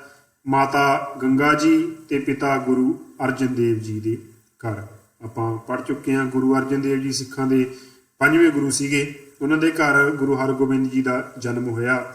ਉਹਨਾਂ ਦੀ ਪਤਨੀ ਮਾਤਾ ਦਮੋਦਰੀ ਜੀ, ਮਾਤਾ ਨਾਨਕੀ ਜੀ ਤੇ ਮਾਤਾ ਮਹਾਦੇਵੀ ਜੀ, ਇਹ ਉਹਨਾਂ ਦੀਆਂ ਸੁਪਤਨੀਆਂ ਸਨ। ਪਿਆਰੇ ਵਿਦਿਆਰਥੀਓ, ਸੁਪੁੱਤਰਾਂ ਦੇ ਵਿੱਚ ਬਾਬਾ ਗੁਰਦਿੱਤਾ ਜੀ, ਬਾਬਾ ਅਣੀ ਰਾਏ, ਬਾਬਾ ਸੂਰਜਮਲ, ਸ਼੍ਰੀ ਅਟਲ ਰਾਏ ਅਤੇ ਤੇਗ ਬਹਾਦਰ ਜੀ। ਤੇਗ ਬਹਾਦਰ ਤੁਸੀਂ 9ਵੇਂ ਗੁਰੂ ਦੇ ਰੂਪ ਦੇ ਵਿੱਚ ਆਪਾਂ ਉਹਨਾਂ ਨੂੰ ਪੜ੍ਹਾਂਗੇ। ਸ਼੍ਰੀ ਗੁਰੂ ਤੇਗ ਬਹਾਦਰ ਜੀ ਜੋ ਅੱਗੇ ਜਾ ਕੇ ਸਿੱਖਾਂ ਦੇ 9ਵੇਂ ਗੁਰੂ ਬਣੇ, ਤੇ ਉਹਨਾਂ ਦੀ ਇੱਕ ਸਪੁੱਤਰੀ ਸੀ ਬੀਬੀ ਵੀਰੋਜ। ਗੁਰਗੱਦੀ ਉਹਨਾਂ ਨੂੰ 1604 ਈਸਵੀ ਦੇ ਵਿੱਚ ਮਿਲੀ, ਤੇ 1604 ਈਸਵੀ ਤੋਂ ਲੈ ਕੇ 1644 ਈਸਵੀ ਤੱਕ ਉਹ ਇਸ ਗੁਰਗੱਦੀ ਤੇ ਬਿਰਾਜਮਾਨ ਰਹੇ। ਬਖਸ਼ਿਸ਼ ਕੀਤੀ ਮੀਰੀ ਅਤੇ ਪੀਰੀ। ਆਪਾਂ ਪਹਿਲਾਂ ਗੱਲ ਕਰ ਚੁੱਕੇ ਹਾਂ ਕਿ ਗੁਰੂ ਅਰਜਨ ਦੇਵ ਜੀ ਦੀ ਸ਼ਹੀਦੀ ਤੋਂ ਬਾਅਦ ਇਹ ਚੀਜ਼ ਮਹਿਸੂਸ ਕਰ ਲਈ ਸੀ ਕਿ ਸਾਨੂੰ ਹੁਣ ਪਿਆਰ ਦੇ ਨਾਲ ਜਿਹੜਾ ਹਥਿਆਰ ਹੈ ਉਹ ਵੀ ਸਾਨੂੰ ਚੱਕਣ ਦੀ ਲੋੜ ਹੈ, ਤਾਂ ਹੀ ਜਿਹੜੀ ਮਜਲੂਮਾਂ ਦੀ ਰਾਖੀ ਹੈ ਉਹ ਕੀਤੀ ਜਾ ਸਕਦੀ ਹੈ। ਤੇ ਗੁਰੂ ਸਾਹਿਬ ਨੇ 2 ਤਲਵਾਰਾਂ ਧਾਰਨ ਕੀਤੀਆਂ, ਜਿਨ੍ਹਾਂ ਨੂੰ ਮੀਰੀ ਤੇ ਪੀਰੀ ਦਾ ਨਾਮ ਦਿੱਤਾ ਗਿਆ। ਪੀਰੀ ਜਿਹੜੀ ਹੈ ਉਹ ਭਗਤੀ ਨੂੰ ਪ੍ਰਗਟ ਕਰਦੀ ਸੀ, ਤੇ ਜਿਹੜੀ ਮੀਰੀ ਹੈ ਉਹ ਸਾਡੀ ਸ਼ਕਤੀ ਨੂੰ ਜਿਹੜੀ ਹੈ ਉਹ ਪ੍ਰਦਰਸ਼ਨ ਕਰਦੀ ਸੀ ਕਿ ਜੇ ਮਜਲੂਮ ਤੇ ਜ਼ੁਲਮ ਹੋਏਗਾ ਤਾਂ ਉਹਦਾ ਜਿਹੜਾ ਜਵਾਬ ਆ ਉਹ ਵੀ ਦਿੱਤਾ ਜਾਵੇਗਾ। ਬੰਦੀ ਛੋੜ ਦੇ ਤੌਰ ਤੇ ਵੀ ਗੁਰੂ ਸਾਹਿਬ ਨੂੰ ਪਿਆਰੇ ਵਿਦਿਆਰਥੀਓ ਜਾਣਿਆ ਜਾਂਦਾ ਹੈ। ਕਿਉਂਕਿ ਮੁਗਲ ਬਾਦਸ਼ਾਹ ਨੇ ਉਹਨਾਂ ਨੂੰ, ਮੁਗਲ ਬਾਦਸ਼ਾਹ ਜਹਾਂਗੀਰ ਨੇ ਉਹਨਾਂ ਨੂੰ ਗਵਾਲੀਅਰ ਦੇ ਕਿਲੇ ਵਿੱਚ ਕੈਦ ਕਰ ਲਿਆ ਸੀਗਾ, ਤੇ ਉੱਥੇ ਗੁਰੂ ਸਾਹਿਬ ਕੈਦ ਰਹੇ। ਤੇ ਜਦੋਂ ਗੁਰੂ ਸਾਹਿਬ ਦੀ ਜਿਹੜੀ ਪਛਾਣ ਹੈ ਇੱਕ ਮਹਾਨ ਆਤਮਾ ਦੇ ਰੂਪ ਵਿੱਚ ਮੁਗਲ ਬਾਦਸ਼ਾਹ ਨੇ ਕੀਤੀ, ਤਾਂ ਉਹਨਾਂ ਨੂੰ ਛੱਡਣ ਦਾ ਫੈਸਲਾ ਕੀਤਾ। ਤਾਂ ਗੁਰੂ ਸਾਹਿਬ ਨੇ ਇਕੱਲੇ ਬਾਹਰ ਆਉਣ ਦੀ ਬਜਾਏ ਜਿਹੜੇ ਉੱਥੇ 52 ਰਾਜੇ ਅਲੱਗ-ਅਲੱਗ ਫੜ ਕੇ ਮੁਗਲ ਬਾਦਸ਼ਾਹ ਨੇ ਉੱਥੇ ਕੈਦ ਕੀਤੇ ਹੋਏ ਸੀ, ਉਹਨਾਂ ਨੂੰ ਵੀ ਗੁਰੂ ਸਾਹਿਬ ਨੇ ਆਪਣੇ ਨਾਲ ਮੁਕਤ ਕਰਾਇਆ, ਜਿਸ ਕਰਕੇ ਉਹਨਾਂ ਨੂੰ ਬੰਦੀ ਛੋੜ ਦੇ ਤੌਰ ਤੇ ਵੀ ਜਾਣਿਆ ਜਾਂਦਾ। ਤੇ ਬੰਦੀ ਛੋੜ ਦਿਵਸ ਜਿਹੜਾ ਮਨਾਇਆ ਜਾਂਦਾ ਹੈ ਉਹ ਦੀਵਾਲੀ ਦੇ ਨਾਲ ਹੀ ਮਨਾਇਆ ਜਾਂਦਾ ਹੈ। ਇਸ ਲਈ ਕਈ ਵਾਰ ਦੀਵਾਲੀ ਨੂੰ ਤੁਸੀਂ ਬੰਦੀ ਛੋੜ ਦਿਵਸ ਦੇ ਤੌਰ ਤੇ ਵੀ ਜਾਣਦੇ ਹੋਵੋਗੇ। ਉਸਾਰੀ ਕਰਵਾਈ। ਆਪਾਂ ਪੜ੍ਹਿਆ ਸੀ ਕਿ ਅੰਮ੍ਰਿਤਸਰ ਦੇ ਵਿੱਚ ਹਰਿਮੰਦਰ ਸਾਹਿਬ ਦੀ ਉਸਾਰੀ ਗੁਰੂ ਅਰਜਨ ਦੇਵ ਜੀ ਨੇ ਕਰਵਾਈ। ਹਰਿਮੰਦਰ ਸਾਹਿਬ ਦੇ ਸਾਹਮਣੇ ਅਕਾਲ ਤਖਤ ਹੈ, ਸਿੱਖਾਂ ਦੀ ਜਿਹੜੀ ਸਰਵਉੱਚ ਅਦਾਲਤ ਆਪਾਂ ਕਹਿ ਸਕਦੇ ਹਾਂ, ਜਿੱਥੋਂ ਸਿੱਖਾਂ ਨੂੰ ਸੰਦੇਸ਼ ਜਾਰੀ ਹੁੰਦੇ ਹੈ। ਤਾਂ ਉਸ ਦੀ ਜਿਹੜੀ ਉਸਾਰੀ ਹੈ ਉਸ ਦੇ ਕਰਵਾਈ ਸੀਗੀ ਉਹ ਗੁਰੂ ਹਰਗੋਬਿੰਦ ਸਾਹਿਬ ਨੇ, ਬਿਲਕੁਲ ਹਰਿਮੰਦਰ ਸਾਹਿਬ ਦੇ ਸਾਹਮਣੇ। ਉਹਨਾਂ ਨੇ ਕੌਲਸਰ ਤੇ ਵਿਵੇਕਸਰ ਦੀ ਸਥਾਪਨਾ ਕਰਵਾਈ। ਅੰਮ੍ਰਿਤਸਰ ਵਿਖੇ ਲੋਹਗੜ੍ਹ ਕਿਲੇ ਦਾ ਉਹਨਾਂ ਨੇ ਨਿਰਮਾਣ ਕਰਵਾਇਆ। ਸ਼ਹਿਰ ਵਸਾਇਆ। ਆਪਾਂ ਪਹਿਲਾਂ ਵੀ ਗੱਲ ਕੀਤੀ ਸੀ ਕਿ ਹਰੇਕ ਗੁਰੂ ਸਾਹਿਬਾਨ ਨੇ ਕੋਈ ਨਾ ਕੋਈ ਸ਼ਹਿਰ ਜਿਹੜਾ ਹੈ ਉਹ ਜ਼ਰੂਰ ਵਸਾਇਆ, ਤੇ ਉਹਨਾਂ ਨੇ ਸ਼ਹਿਰ ਵਸਾਇਆ ਸੀ ਕੀਰਤਪੁਰ ਸਾਹਿਬ। ਅਨੰਦਪੁਰ ਸਾਹਿਬ ਦੇ ਨਾਲ ਇਹ ਸ਼ਹਿਰ ਆ, ਰੋਪੜ ਜ਼ਿਲ੍ਹੇ ਦੇ ਵਿੱਚ ਪੈਂਦਾ ਪਿਆਰੇ ਵਿਦਿਆਰਥੀਓ, ਜਿਹੜਾ ਪਵਿੱਤਰ ਸ਼ਹਿਰ ਦੇ ਤੌਰ ਤੇ ਜਾਣਿਆ ਜਾਂਦਾ ਹੈ। ਸਮਕਾਲੀ ਮੁਗਲ ਬਾਦਸ਼ਾਹ। ਉਹਨਾਂ ਦੇ ਜਿਹੜੇ ਸਮਕਾਲੀ ਮੁਗਲ ਬਾਦਸ਼ਾਹ ਹੋਏ ਉਹਨਾਂ ਵਿੱਚ ਜਹਾਂਗੀਰ ਤੇ ਸ਼ਾਹਜਹਾਂ। ਜਹਾਂਗੀਰ ਤੇ ਸ਼ਾਹਜਹਾਂ ਜਿਹੜੇ ਹੈ ਉਹ ਉਹਨਾਂ ਦੇ ਸਮਕਾਲੀ ਮੁਗਲ ਬਾਦਸ਼ਾਹ ਹੋਏ। ਉਹਨਾਂ ਦੇ ਉੱਤਰਾਧਿਕਾਰੀ ਗੁਰੂ ਹਰ ਰਾਏ ਜੀ ਹੋਏ, ਜਿਨ੍ਹਾਂ ਬਾਰੇ ਅੱਗੇ ਆਪਾਂ ਪੜ੍ਹਾਂਗੇ। ਤੇ 1644 ਈਸਵੀ ਦੇ ਵਿੱਚ ਗੁਰੂ ਸਾਹਿਬ ਕੀਰਤਪੁਰ ਸਾਹਿਬ ਦੇ ਵਿੱਚ ਜੋਤੀ ਜੋਤ ਸਮਾ ਗਏ। ਤਾਂ ਪਿਆਰੇ ਵਿਦਿਆਰਥੀਓ, 6ਵੇਂ ਗੁਰੂ ਸਾਹਿਬਾਨ ਦੀ ਵੀ ਇੱਕ ਜਿਹੜੀ ਵਿਸ਼ੇਸ਼ ਦੇਣ ਹੈ ਸਿੱਖ ਧਰਮ ਨੂੰ, ਉਹਨਾਂ ਦੇ ਆਗਮਨ ਦੇ ਨਾਲ ਸਾਨੂੰ ਇੱਕ ਵਿਸ਼ੇਸ਼ ਪਹਿਚਾਣ ਮਿਲੀ। ਮੀਰੀ ਪੀਰੀ ਦਾ ਜਿਹੜਾ ਸਿਧਾਂਤ ਹੈ ਉਹ ਮਿਲਿਆ, ਤੇ ਸਿੱਖਾਂ ਨੇ ਦੇਗ ਦੇ ਨਾਲ ਜਿਹੜੀ ਤੇਗ ਹੈ ਉਸ ਨੂੰ ਵੀ ਅਪਣਾ ਲਿਆ। ਆਓ ਹੁਣ ਅੱਗੇ ਆਪਾਂ ਆਪਣੇ 7ਵੇਂ ਗੁਰੂ ਸਾਹਿਬਾਨ ਬਾਰੇ ਸੰਖੇਪ ਜਾਣਕਾਰੀ ਪੜ੍ਹਦੇ ਹਾਂ। ਵਿਦਿਆਰਥੀਓ, ਸਾਡੇ 7ਵੇਂ ਗੁਰੂ ਸਾਹਿਬਾਨ ਹੋਏ ਹੈ ਸ਼੍ਰੀ ਗੁਰੂ ਹਰ ਰਾਏ ਜੀ। ਜਨਮ ਉਹਨਾਂ ਦਾ ਹੋਇਆ ਪਿਆਰੇ ਵਿਦਿਆਰਥੀਓ 1630 ਈਸਵੀ ਦੇ ਵਿੱਚ ਕੀਰਤਪੁਰ ਸਾਹਿਬ ਦੇ ਵਿੱਚ। ਕੀਰਤਪੁਰ ਸਾਹਿਬ ਦੇ ਵਿੱਚ ਉਹਨਾਂ ਦਾ ਜਨਮ ਹੋਇਆ, ਤੇ ਉਹਨਾਂ ਦੇ ਮਾਤਾ ਨਿਹਾਲ ਕੌਰ ਜੀ ਸੀ ਤੇ ਪਿਤਾ ਬਾਬਾ ਗੁਰਦਿੱਤਾ ਜੀ।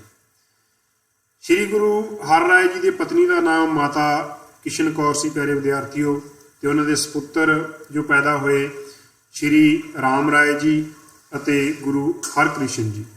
ਆਪਾਂ ਗੁਰੂ ਹਰਕ੍ਰਿਸ਼ਨ ਜੀ ਨੂੰ 8ਵੇਂ ਗੁਰੂ ਦੇ ਰੂਪ ਦੇ ਵਿੱਚ ਪੜ੍ਹਾਂਗੇ। ਉਹ ਗੁਰੂ ਹਰ ਰਾਏ ਜੀ ਦੇ ਘਰ ਪੈਦਾ ਹੋਏ। 1644 ਈਸਵੀ ਦੇ ਵਿੱਚ ਉਹਨਾਂ ਨੂੰ ਜਿਹੜੀ ਗੁਰਗੱਦੀ ਹੈ ਉਹ ਦਿੱਤੀ ਗਈ, ਜਿਸ ਤੇ 1661 ਈਸਵੀ ਤੱਕ ਉਹ ਬਿਰਾਜਮਾਨ ਰਹੇ। ਉਹਨਾਂ ਨੇ ਆਸ਼ੀਰਵਾਦ ਦਿੱਤਾ। ਇਹ ਇੱਕ ਵਿਲੱਖਣ ਘਟਨਾ ਸੀ ਸਿੱਖ ਇਤਿਹਾਸ ਦੇ ਵਿੱਚ ਕਿ ਜਦੋਂ ਪਿਆਰੇ ਵਿਦਿਆਰਥੀਓ ਜੋ ਮੁਗਲ ਸਾਮਰਾਜ ਹੈ ਉਹ ਆਪਸ ਵਿੱਚ ਜਿਹੜੀ ਸੱਤਾ ਪ੍ਰਾਪਤੀ ਲਈ ਆਪਸ ਵਿੱਚ ਉਹਨਾਂ ਵਿੱਚ ਇੱਕ ਟਕਰਾਅ ਪੈਦਾ ਹੋ ਗਿਆ। ਕਿਹੜੀਆਂ ਗੱਦੀਆਂ ਉਹ ਕਿਸ ਨੂੰ ਮਿਲਣਗੀਆਂ, ਤਾਂ ਆਪਸ ਵਿੱਚ ਉਹਨਾਂ ਦੀ ਲੜਾਈਆਂ ਜਿਹੜੀਆਂ ਉਹ ਸ਼ੁਰੂ ਹੋ ਗਈਆਂ। ਤੇ ਉਹਨਾਂ ਨੇ ਸ਼ਾਹਜਹਾਂ ਦਾ ਵੱਡਾ ਜਿਹੜਾ ਪੁੱਤਰ ਹੈ ਦਾਰਾ ਸ਼ਿਕੋ, ਉਹ ਗੁਰੂ ਸਾਹਿਬ ਤੋਂ ਆਸ਼ੀਰਵਾਦ ਲੈਣ ਲਈ ਆਇਆ ਸੀ ਤੇ ਗੁਰੂ ਹਰ ਰਾਏ ਨੇ ਉਹਨਾਂ ਨੂੰ ਜਿਹੜਾ ਆਸ਼ੀਰਵਾਦ ਹੈ ਉਹ ਦਿੱਤਾ ਸੀ।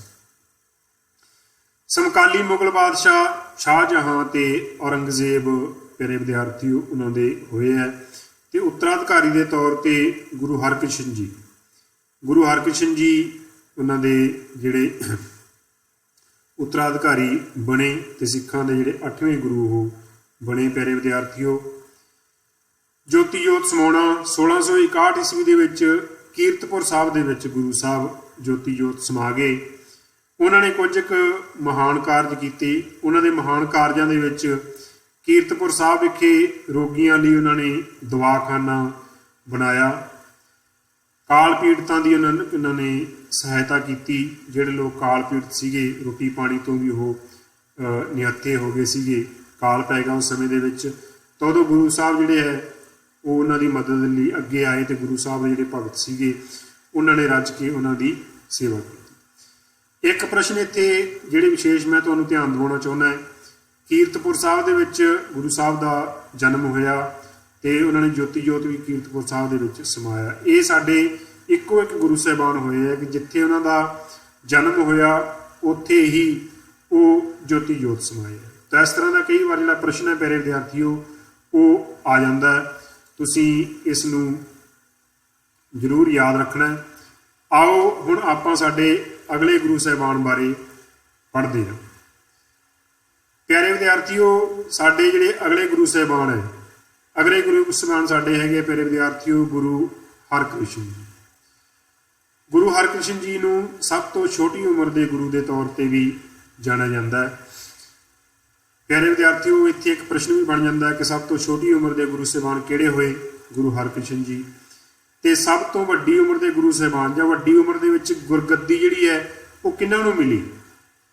ਉਹ ਵਿਦਿਆਰਥੀਓ ਮਿਲੀ ਸੀਗੀ ਸਾਡੇ ਤੀਸਰੇ ਗੁਰੂ ਸਾਹਿਬਾਨ ਗੁਰੂ ਅਮਰਦਾਸ ਜੀ। ਤੁਸੀਂ ਇਹ ਵੀ ਜਿਹੜਾ ਯਾਦ ਰੱਖ ਸਕਦੇ ਹੋ ਇੱਕ ਪ੍ਰਸ਼ਨ ਦੇ ਤੌਰ ਤੇ। 1656 ਈਸਵੀ ਦੇ ਵਿੱਚ ਕੀਰਤਪੁਰ ਸਾਹਿਬ ਵਿਖੇ ਉਹਨਾਂ ਦਾ ਜਨਮ ਹੋਇਆ। ਮਾਤਾ ਕਿਸ਼ਨ ਕੌਰ ਤੇ ਪਿਤਾ ਹਰ ਰਾਏ ਦੇ ਘਰ ਉਹਨਾਂ ਦਾ ਜਨਮ ਹੋਇਆ। ਮਹਾਨ ਕਾਰਜ ਜਿਹੜੇ ਉਹਨਾਂ ਨੇ ਕੀਤੇ, ਚੇਚਕ ਪੀੜਤਾਂ ਦੀ ਸੇਵਾ ਕਰਦਿਆਂ ਉਹਨਾਂ ਨੇ ਪ੍ਰਾਣ ਤਿਆਗ ਦਿੱਤੇ। ਪਿਆਰੇ ਵਿਦਿਆਰਥੀਓ, ਉਸ ਸਮੇਂ ਦੇ ਵਿੱਚ ਚੇਚਕ ਫੈਲ ਗਿਆ, ਬਹੁਤ ਸਾਰੇ ਲੋਕ ਉਸ ਦੀ ਚਪੇਟ ਦੇ ਵਿੱਚ ਆ ਗਏ। ਉਹਨਾਂ ਦੀ ਜਿਹੜੀਆਂ ਜਾਨਾਂ ਹੈ ਉਹ ਜਾਣ ਲੱਗੀਆਂ। ਗੁਰੂ ਸਾਹਿਬ ਨੇ ਆਪਣੀ ਜਾਨ ਦੀ ਪਰਵਾਹ ਨਾ ਕਰਦੇ ਹੋਏ ਐਸੀ ਸੇਵਾ ਭਾਵਨਾ ਦੇ ਨਾਲ ਉਹਨਾਂ ਦੀ ਸੇਵਾ ਕੀਤੀ ਕਿ ਖੁਦ ਵੀ ਉਹਨਾਂ ਨੇ ਇਸੇ ਹੀ ਰੂਪ ਦੇ ਵਿੱਚ ਇਸ ਬਿਮਾਰੀ ਦੀ ਦਿੱਕਤ ਦੇ ਵਿੱਚ ਆ ਕੇ ਉਹਨਾਂ ਨੇ ਜਿਹੜੇ ਪ੍ਰਾਣ ਆ ਉਹ ਤਿਆਗ ਦਿੱਤੇ। ਗੁਰਗੱਦੀ 1661 ਦੇ ਵਿੱਚ ਉਹਨਾਂ ਨੂੰ ਮਿਲੀ। 1664 ਈਸਵੀ ਤੱਕ ਉਹ ਇਸ ਗੁਰਗੱਦੀ ਤੇ ਬਿਰਾਜਮਾਨ ਰਹੇ ਤੇ ਬਾਲਾ ਪ੍ਰੀਤਮ ਦੇ ਤੌਰ ਤੇ ਉਹਨਾਂ ਨੂੰ ਜਾਣਿਆ ਜਾਂਦਾ ਹੈ। ਬਾਲਾ ਪ੍ਰੀਤਮ ਕਿਉਂਕਿ ਸਭ ਤੋਂ ਛੋਟੀ ਉਮਰ ਬਾਲ ਗੁਰੂ ਦੇ ਤੌਰ ਤੇ ਵੀ ਕਈ ਵਾਰ ਤੁਸੀਂ ਉਹਨਾਂ ਬਾਰੇ ਪੜ੍ਹਦੇ ਹੋਵੋਗੇ। ਗੁਰੂ ਸਾਹਿਬ ਦਿੱਲੀ ਵਿਖੇ ਗਏ, ਜਿੱਥੇ ਗੁਰੂ ਸਾਹਿਬ ਰੁਕੇ। ਮਿਰਜ਼ਾ ਜੈ ਸਿੰਘ ਰਾਏ ਸਿਨ੍ਹਾ ਦੇ ਘਰ ਰੁਕੇ ਸਨ ਗੁਰੂ ਸਾਹਿਬ। ਤੇ ਉੱਥੇ ਪਿਆਰੇ ਵਿਦਿਆਰਥੀਓ ਅੱਜ ਕੱਲ੍ਹ ਜਿਹੜਾ ਗੁਰਦੁਆਰਾ ਬੰਗਲਾ ਸਾਹਿਬ ਹੈ ਉਹ ਸਥਿਤ ਹੈ। ਗੁਰਦੁਆਰਾ ਬੰਗਲਾ ਸਾਹਿਬ ਦਿੱਲੀ ਦੇ ਵਿੱਚ ਬਹੁਤ ਮਸ਼ਹੂਰ ਧਾਰਮਿਕ ਸਥਾਨ ਹੈ, ਜਿਸ ਬਾਰੇ ਤੁਸੀਂ ਜ਼ਰੂਰ ਥੋੜ੍ਹਾ ਘਣਾ ਪੜ੍ਹਿਆ ਹੋਵੇਗਾ। ਸਮਕਾਲੀ ਜਿਹੜਾ ਮੁਗਲ ਬਾਦਸ਼ਾਹ ਗੁਰੂ ਸਾਹਿਬ ਦਾ ਹੋਇਆ ਉਹ ਹੋਇਆ ਔਰੰਗਜ਼ੇਬ। ਔਰੰਗਜ਼ੇਬ ਨੇ ਲੰਬਾ ਸਮਾਂ ਸ਼ਾਸਨ ਪਿਆਰੇ ਵਿਦਿਆਰਥੀਓ ਕੀਤਾ। ਇਸੇ ਕਰਕੇ ਤੁਹਾਨੂੰ ਜ਼ਿਆਦਾ ਗੁਰੂ ਸਾਹਿਬਾਨ ਦੇ ਸਮਕਾਲੀ ਜਿਹੜੇ ਹੈ ਉਹ ਔਰੰਗਜ਼ੇਬ ਦਾ ਨਾਮ ਤੁਹਾਡੇ ਤੇ ਪੜ੍ਹਨ ਲਈ ਮਿਲੇਗਾ। ਉੱਤਰਾਧਿਕਾਰੀ ਦੇ ਤੌਰ ਤੇ ਗੁਰੂ ਤੇਗ ਬਹਾਦਰ ਜੀ ਜਿਹੜੇ ਸਾਡੇ ਕਿ 9ਵੇਂ ਗੁਰੂ ਬਣੇ। ਗੁਰੂ ਤੇਗ ਬਹਾਦਰ ਜੀ ਜੋਤੀ ਜੋਤ ਸਮਾਉਣਾ 1664 ਈਸਵੀ ਦੇ ਵਿੱਚ ਪਿਆਰੇ ਵਿਦਿਆਰਥੀਓ ਦਿੱਲੀ ਦੇ ਵਿੱਚ ਗੁਰੂ ਸਾਹਿਬ ਜੋਤੀ ਜੋਤ ਸਮਾ ਗਏ। ਤੇ ਜੋਤੀ ਜੋਤ ਸਮਾਉਣ ਤੋਂ ਪਹਿਲਾਂ ਉਹਨਾਂ ਨੇ ਜਿਹੜਾ ਗੁਰੂ ਤੇਗ ਬਹਾਦਰ ਜੀ ਦੀ ਗੁਰਗੱਦੀ ਵੱਲ ਇਸ਼ਾਰਾ ਕੀਤਾ ਸੀਗਾ ਤੇ ਗੁਰੂ ਤੇਗ ਬਹਾਦਰ ਜੀ ਅੱਗੇ ਜਾ ਕੇ ਸਿੱਖਾਂ ਦੇ 9ਵੇਂ ਗੁਰੂ ਬਣੇ। ਆਪਾਂ ਹੁਣ ਗੁਰੂ ਤੇਗ ਬਹਾਦਰ ਜੀ ਦੇ ਜੀਵਨ ਬਾਰੇ ਸੰਖੇਪ 'ਚ ਪੜ੍ਹਦੇ ਹਾਂ। 1621 ਈਸਵੀ ਦੇ ਵਿੱਚ 1621 ਈਸਵੀ ਦੇ ਵਿੱਚ ਸ਼੍ਰੀ ਅੰਮ੍ਰਿਤਸਰ ਸਾਹਿਬ ਵਿਖੇ ਉਹਨਾਂ ਦਾ ਪਿਆਰੇ ਵਿਦਿਆਰਥੀਓ ਜਨਮ ਹੋਇਆ। ਪਿਤਾ ਸ਼੍ਰੀ ਗੁਰੂ ਹਰਗੋਬਿੰਦ ਸਾਹਿਬ ਜੀ ਦੇ ਘਰ ਤੇ ਮਾਤਾ ਨਾਨਕੀ ਜੀ ਦੇ ਘਰ ਉਹਨਾਂ ਦਾ ਜਨਮ ਹੋਇਆ। ਪਤਨੀ ਮਾਤਾ ਗੁਜਰੀ ਗੁਰੂ ਗੋਬਿੰਦ ਸਿੰਘ ਦੇ ਮਾਤਾ ਜੀ, ਗੁਰੂ ਗੋਬਿੰਦ ਸਿੰਘ ਉਹਨਾਂ ਦੇ ਸਪੁੱਤਰ ਗੁਰੂ ਤੇਗ ਬਹਾਦਰ ਜੀ ਦੇ ਪਿਆਰੇ ਵਿਦਿਆਰਥੀਓ।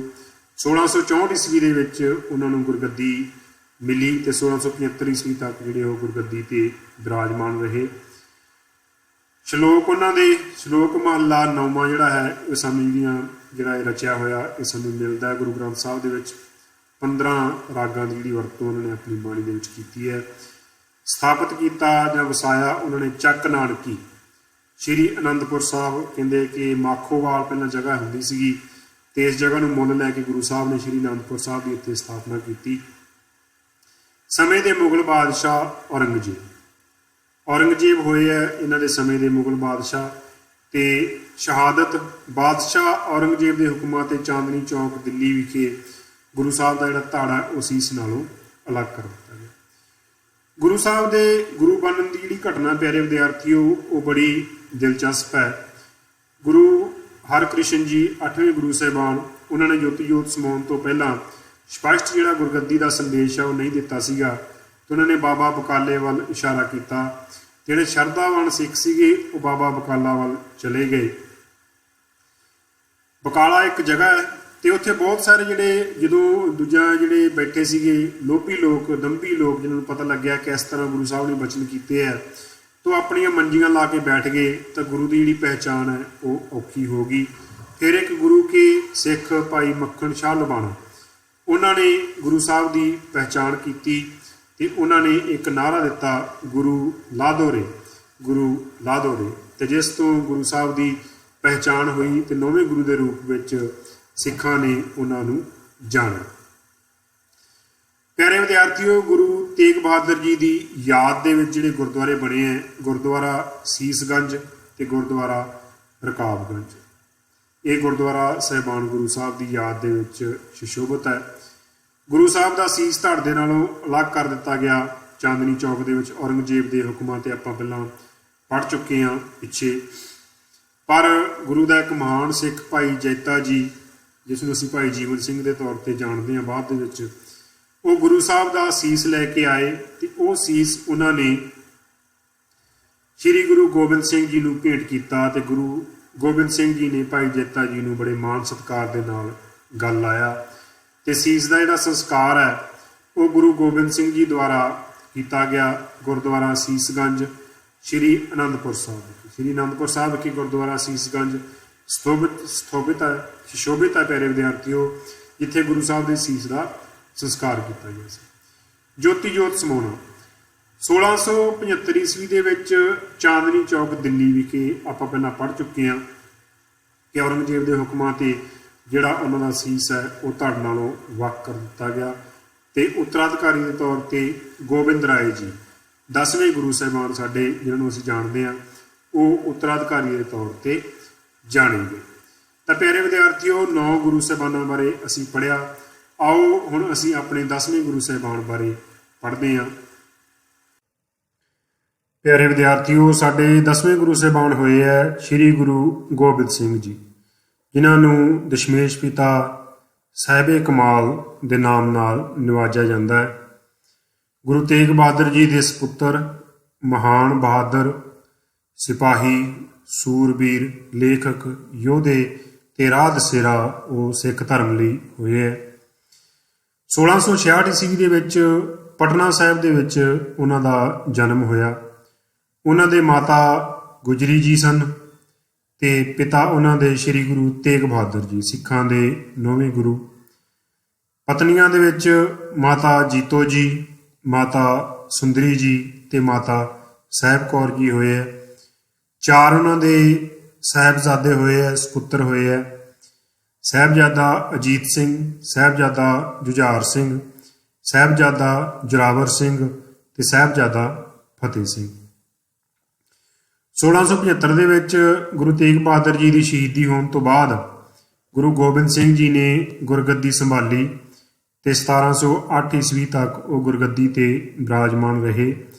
ਮਹਾਨ ਕਾਰਜਾਂ ਦੇ ਵਿੱਚ ਅਸੀਂ ਉਹਨਾਂ ਦਾ ਕਹਿ ਸਕਦੇ ਹਾਂ ਕਿ 1699 ਦੇ ਵਿੱਚ ਜੋ ਉਹਨਾਂ ਨੇ ਖਾਲਸਾ ਪੰਥ ਦੀ ਸਥਾਪਨਾ ਕੀਤੀ, ਉਹ ਬਹੁਤ ਮਹਾਨ ਤੇ ਵੱਡਾ ਕਾਰਜ ਸਿੱਧ ਹੋਇਆ, ਜਿਸ ਨੇ ਸਾਰੇ ਸਿੱਖ ਧਰਮ ਦੀ ਜਿਹੜੀ ਰੂਪਰੇਖਾ ਹੈ ਉਹ ਬਦਲ ਦਿੱਤੀ ਤੇ ਇੱਕ ਨਵਾਂ ਰਾਹ ਤੈਅ ਕਰਨ ਲਈ ਸਾਨੂੰ ਇੱਕ ਰਾਹ ਦਸੇਰਾ ਗੁਰੂ ਸਾਹਿਬ ਬਣੇ।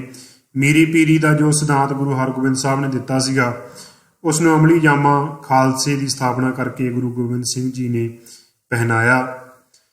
ਪਾਉਂਟਾ ਸਾਹਿਬ ਉਹਨਾਂ ਨੇ ਸ਼ਹਿਰ ਵਸਾਇਆ ਤੇ ਰਚਨਾਵਾਂ ਦੇ ਵਿੱਚ ਦਸਮ ਗ੍ਰੰਥ, ਵਾਰ ਸ਼੍ਰੀ ਭਗਵਤੀ ਜੀ ਕੀ, ਬਚਿੱਤਰ ਨਾਟਕ, ਅਕਾਲ ਉਸਤਤ, ਚੰਡੀ ਦੀ ਵਾਰ, ਜਾਪ ਸਾਹਿਬ, ਸਵਈਏ ਤੇ ਜ਼ਫਰਨਾਮਾ ਅਸੀਂ ਕਹਿ ਸਕਦੇ ਹਾਂ। ਉੱਤਰਾਧਿਕਾਰੀ ਉਹਨਾਂ ਦੇ ਸ਼੍ਰੀ ਗੁਰੂ ਗ੍ਰੰਥ ਸਾਹਿਬ ਜੀ। ਪਿਆਰੇ ਵਿਦਿਆਰਥੀਓ, ਉਹ ਦੇਹਧਾਰੀ ਗੁਰੂਆਂ ਦੇ ਵਿੱਚ ਸਾਡੇ ਅਖੀਰਲੇ ਗੁਰੂ ਸਾਹਿਬਾਨ ਹੋਏ ਆ ਤੇ ਉਹਨਾਂ ਤੋਂ ਬਾਅਦ ਗੁਰੂ ਗ੍ਰੰਥ ਸਾਹਿਬ ਜੀ ਸਿੱਖਾਂ ਦੇ ਗੁਰੂ ਹੈ ਤੇ ਉਸ ਤੋਂ ਬਾਅਦ ਕੋਈ ਵੀ ਜੋ ਦੇਹਧਾਰੀ ਜਿਹੜਾ ਗੁਰੂ ਹੈ ਉਹ ਸਾਡਾ ਨਹੀਂ ਹੋਇਆ। 1708 ਦੇ ਵਿੱਚ ਨੰਦੇੜ ਮਹਾਰਾਸ਼ਟਰ ਵਿਖੇ ਉਹਨਾਂ ਨੇ ਜੋਤੀ ਜੋਤ ਸਮਾਇਆ। ਪਿਆਰੇ ਵਿਦਿਆਰਥੀਓ, ਖਾਲਸੇ ਦੀ ਸਾਜਨਾ ਕਰਕੇ ਗੁਰੂ ਗੋਬਿੰਦ ਸਿੰਘ ਜੀ ਨੇ ਜਿਹੜਾ ਸੰਦੇਸ਼ ਦਿੱਤਾ ਸੀ ਕਿ ਉਹਨਾਂ ਨੇ ਗਿੱਦੜਾਂ ਨੂੰ ਕਹਿੰਦੇ ਸ਼ੇਰ ਬਣਾ ਦਿੱਤਾ। ਇਸੇ ਬਾਰੇ ਜਿਹੜੀਆਂ ਲਾਈਨਾਂ ਤੁਹਾਨੂੰ ਕਈ ਵਾਰ ਲਿਖੀਆਂ ਮਿਲਣਗੀਆਂ, चिड़ियों से मैं बाज तोड़ाऊं, गिदड़ों से मैं शेर बनाऊं, 1.25 लाख से एक लड़ाऊं, तबे गोबिंद सिंह नाम कहूं। प्यारे विद्यार्थियों, वो ऐसे महान होए है जिन्हों ने अपना सारा परिवार सिख धर्म के उत्तों वार दिता। अपने पिता का सीस उन्होंने गुरु नूं उपदेश, गुरु का उपदेश मनते हुए पिता का सीस पहला वारन लई गुरु नूं अपने पिता जी नूं भेजिया।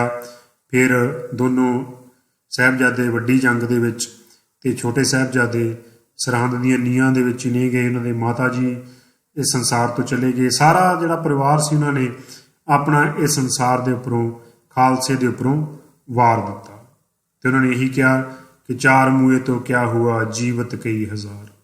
वो सारे संसार नूं जिहड़ा अपना सारे खालसे नूं अपना वो परिवार मनदे सी। बहुत महान उन्हों का योगदान है। सिख धर्म नूं दशमेश पिता, दसम पिता कह के असी उन्होंने नवाजते हैं। तो इत्थों तक प्यारे विद्यार्थियों, जिहड़ी सिख धर्म की बुनियाद है बहुत मजबूत हो चुकी सी। ते उस तो बाद इहदे विच तुहानूं जो सवाल जवाबां दे विच जिहड़ियां गल्लां आ सकदियां उन्हां दे विच आपां थोड़ी जिहियां गल्लां कर लैंदे आ। जिवें गुरु साहब दे 4 साहिबजादे होए, उन्हां दे नाम तुहानूं पुछे जा सकदे आ।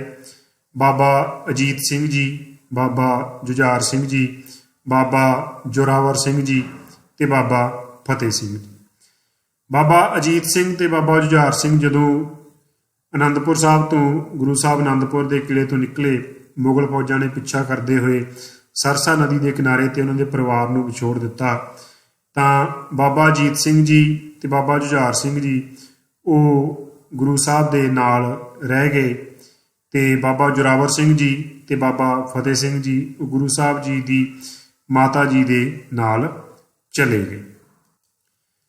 छोटे साहिबजादियां नूं सरहंद दे नवाब वजीर खान ने गिरफ्तार कर लिया। गंगू ब्राह्मण नां दे व्यक्ति ने उन्होंने गिरफ्तार करवा दिता ते उन्हां दी माता गुजरी जी दे नाल उन्हां दी जिहड़ी उन्हां नूं कैद कर लिया गया ते नीहां विच चुनवा के बाबा जोरावर सिंह ते बाबा फतेह सिंह नूं शहीद कर दिता गया। ते गुरु साहब चमकौर की गढ़ी दे विच आके उन्होंने शरण लई।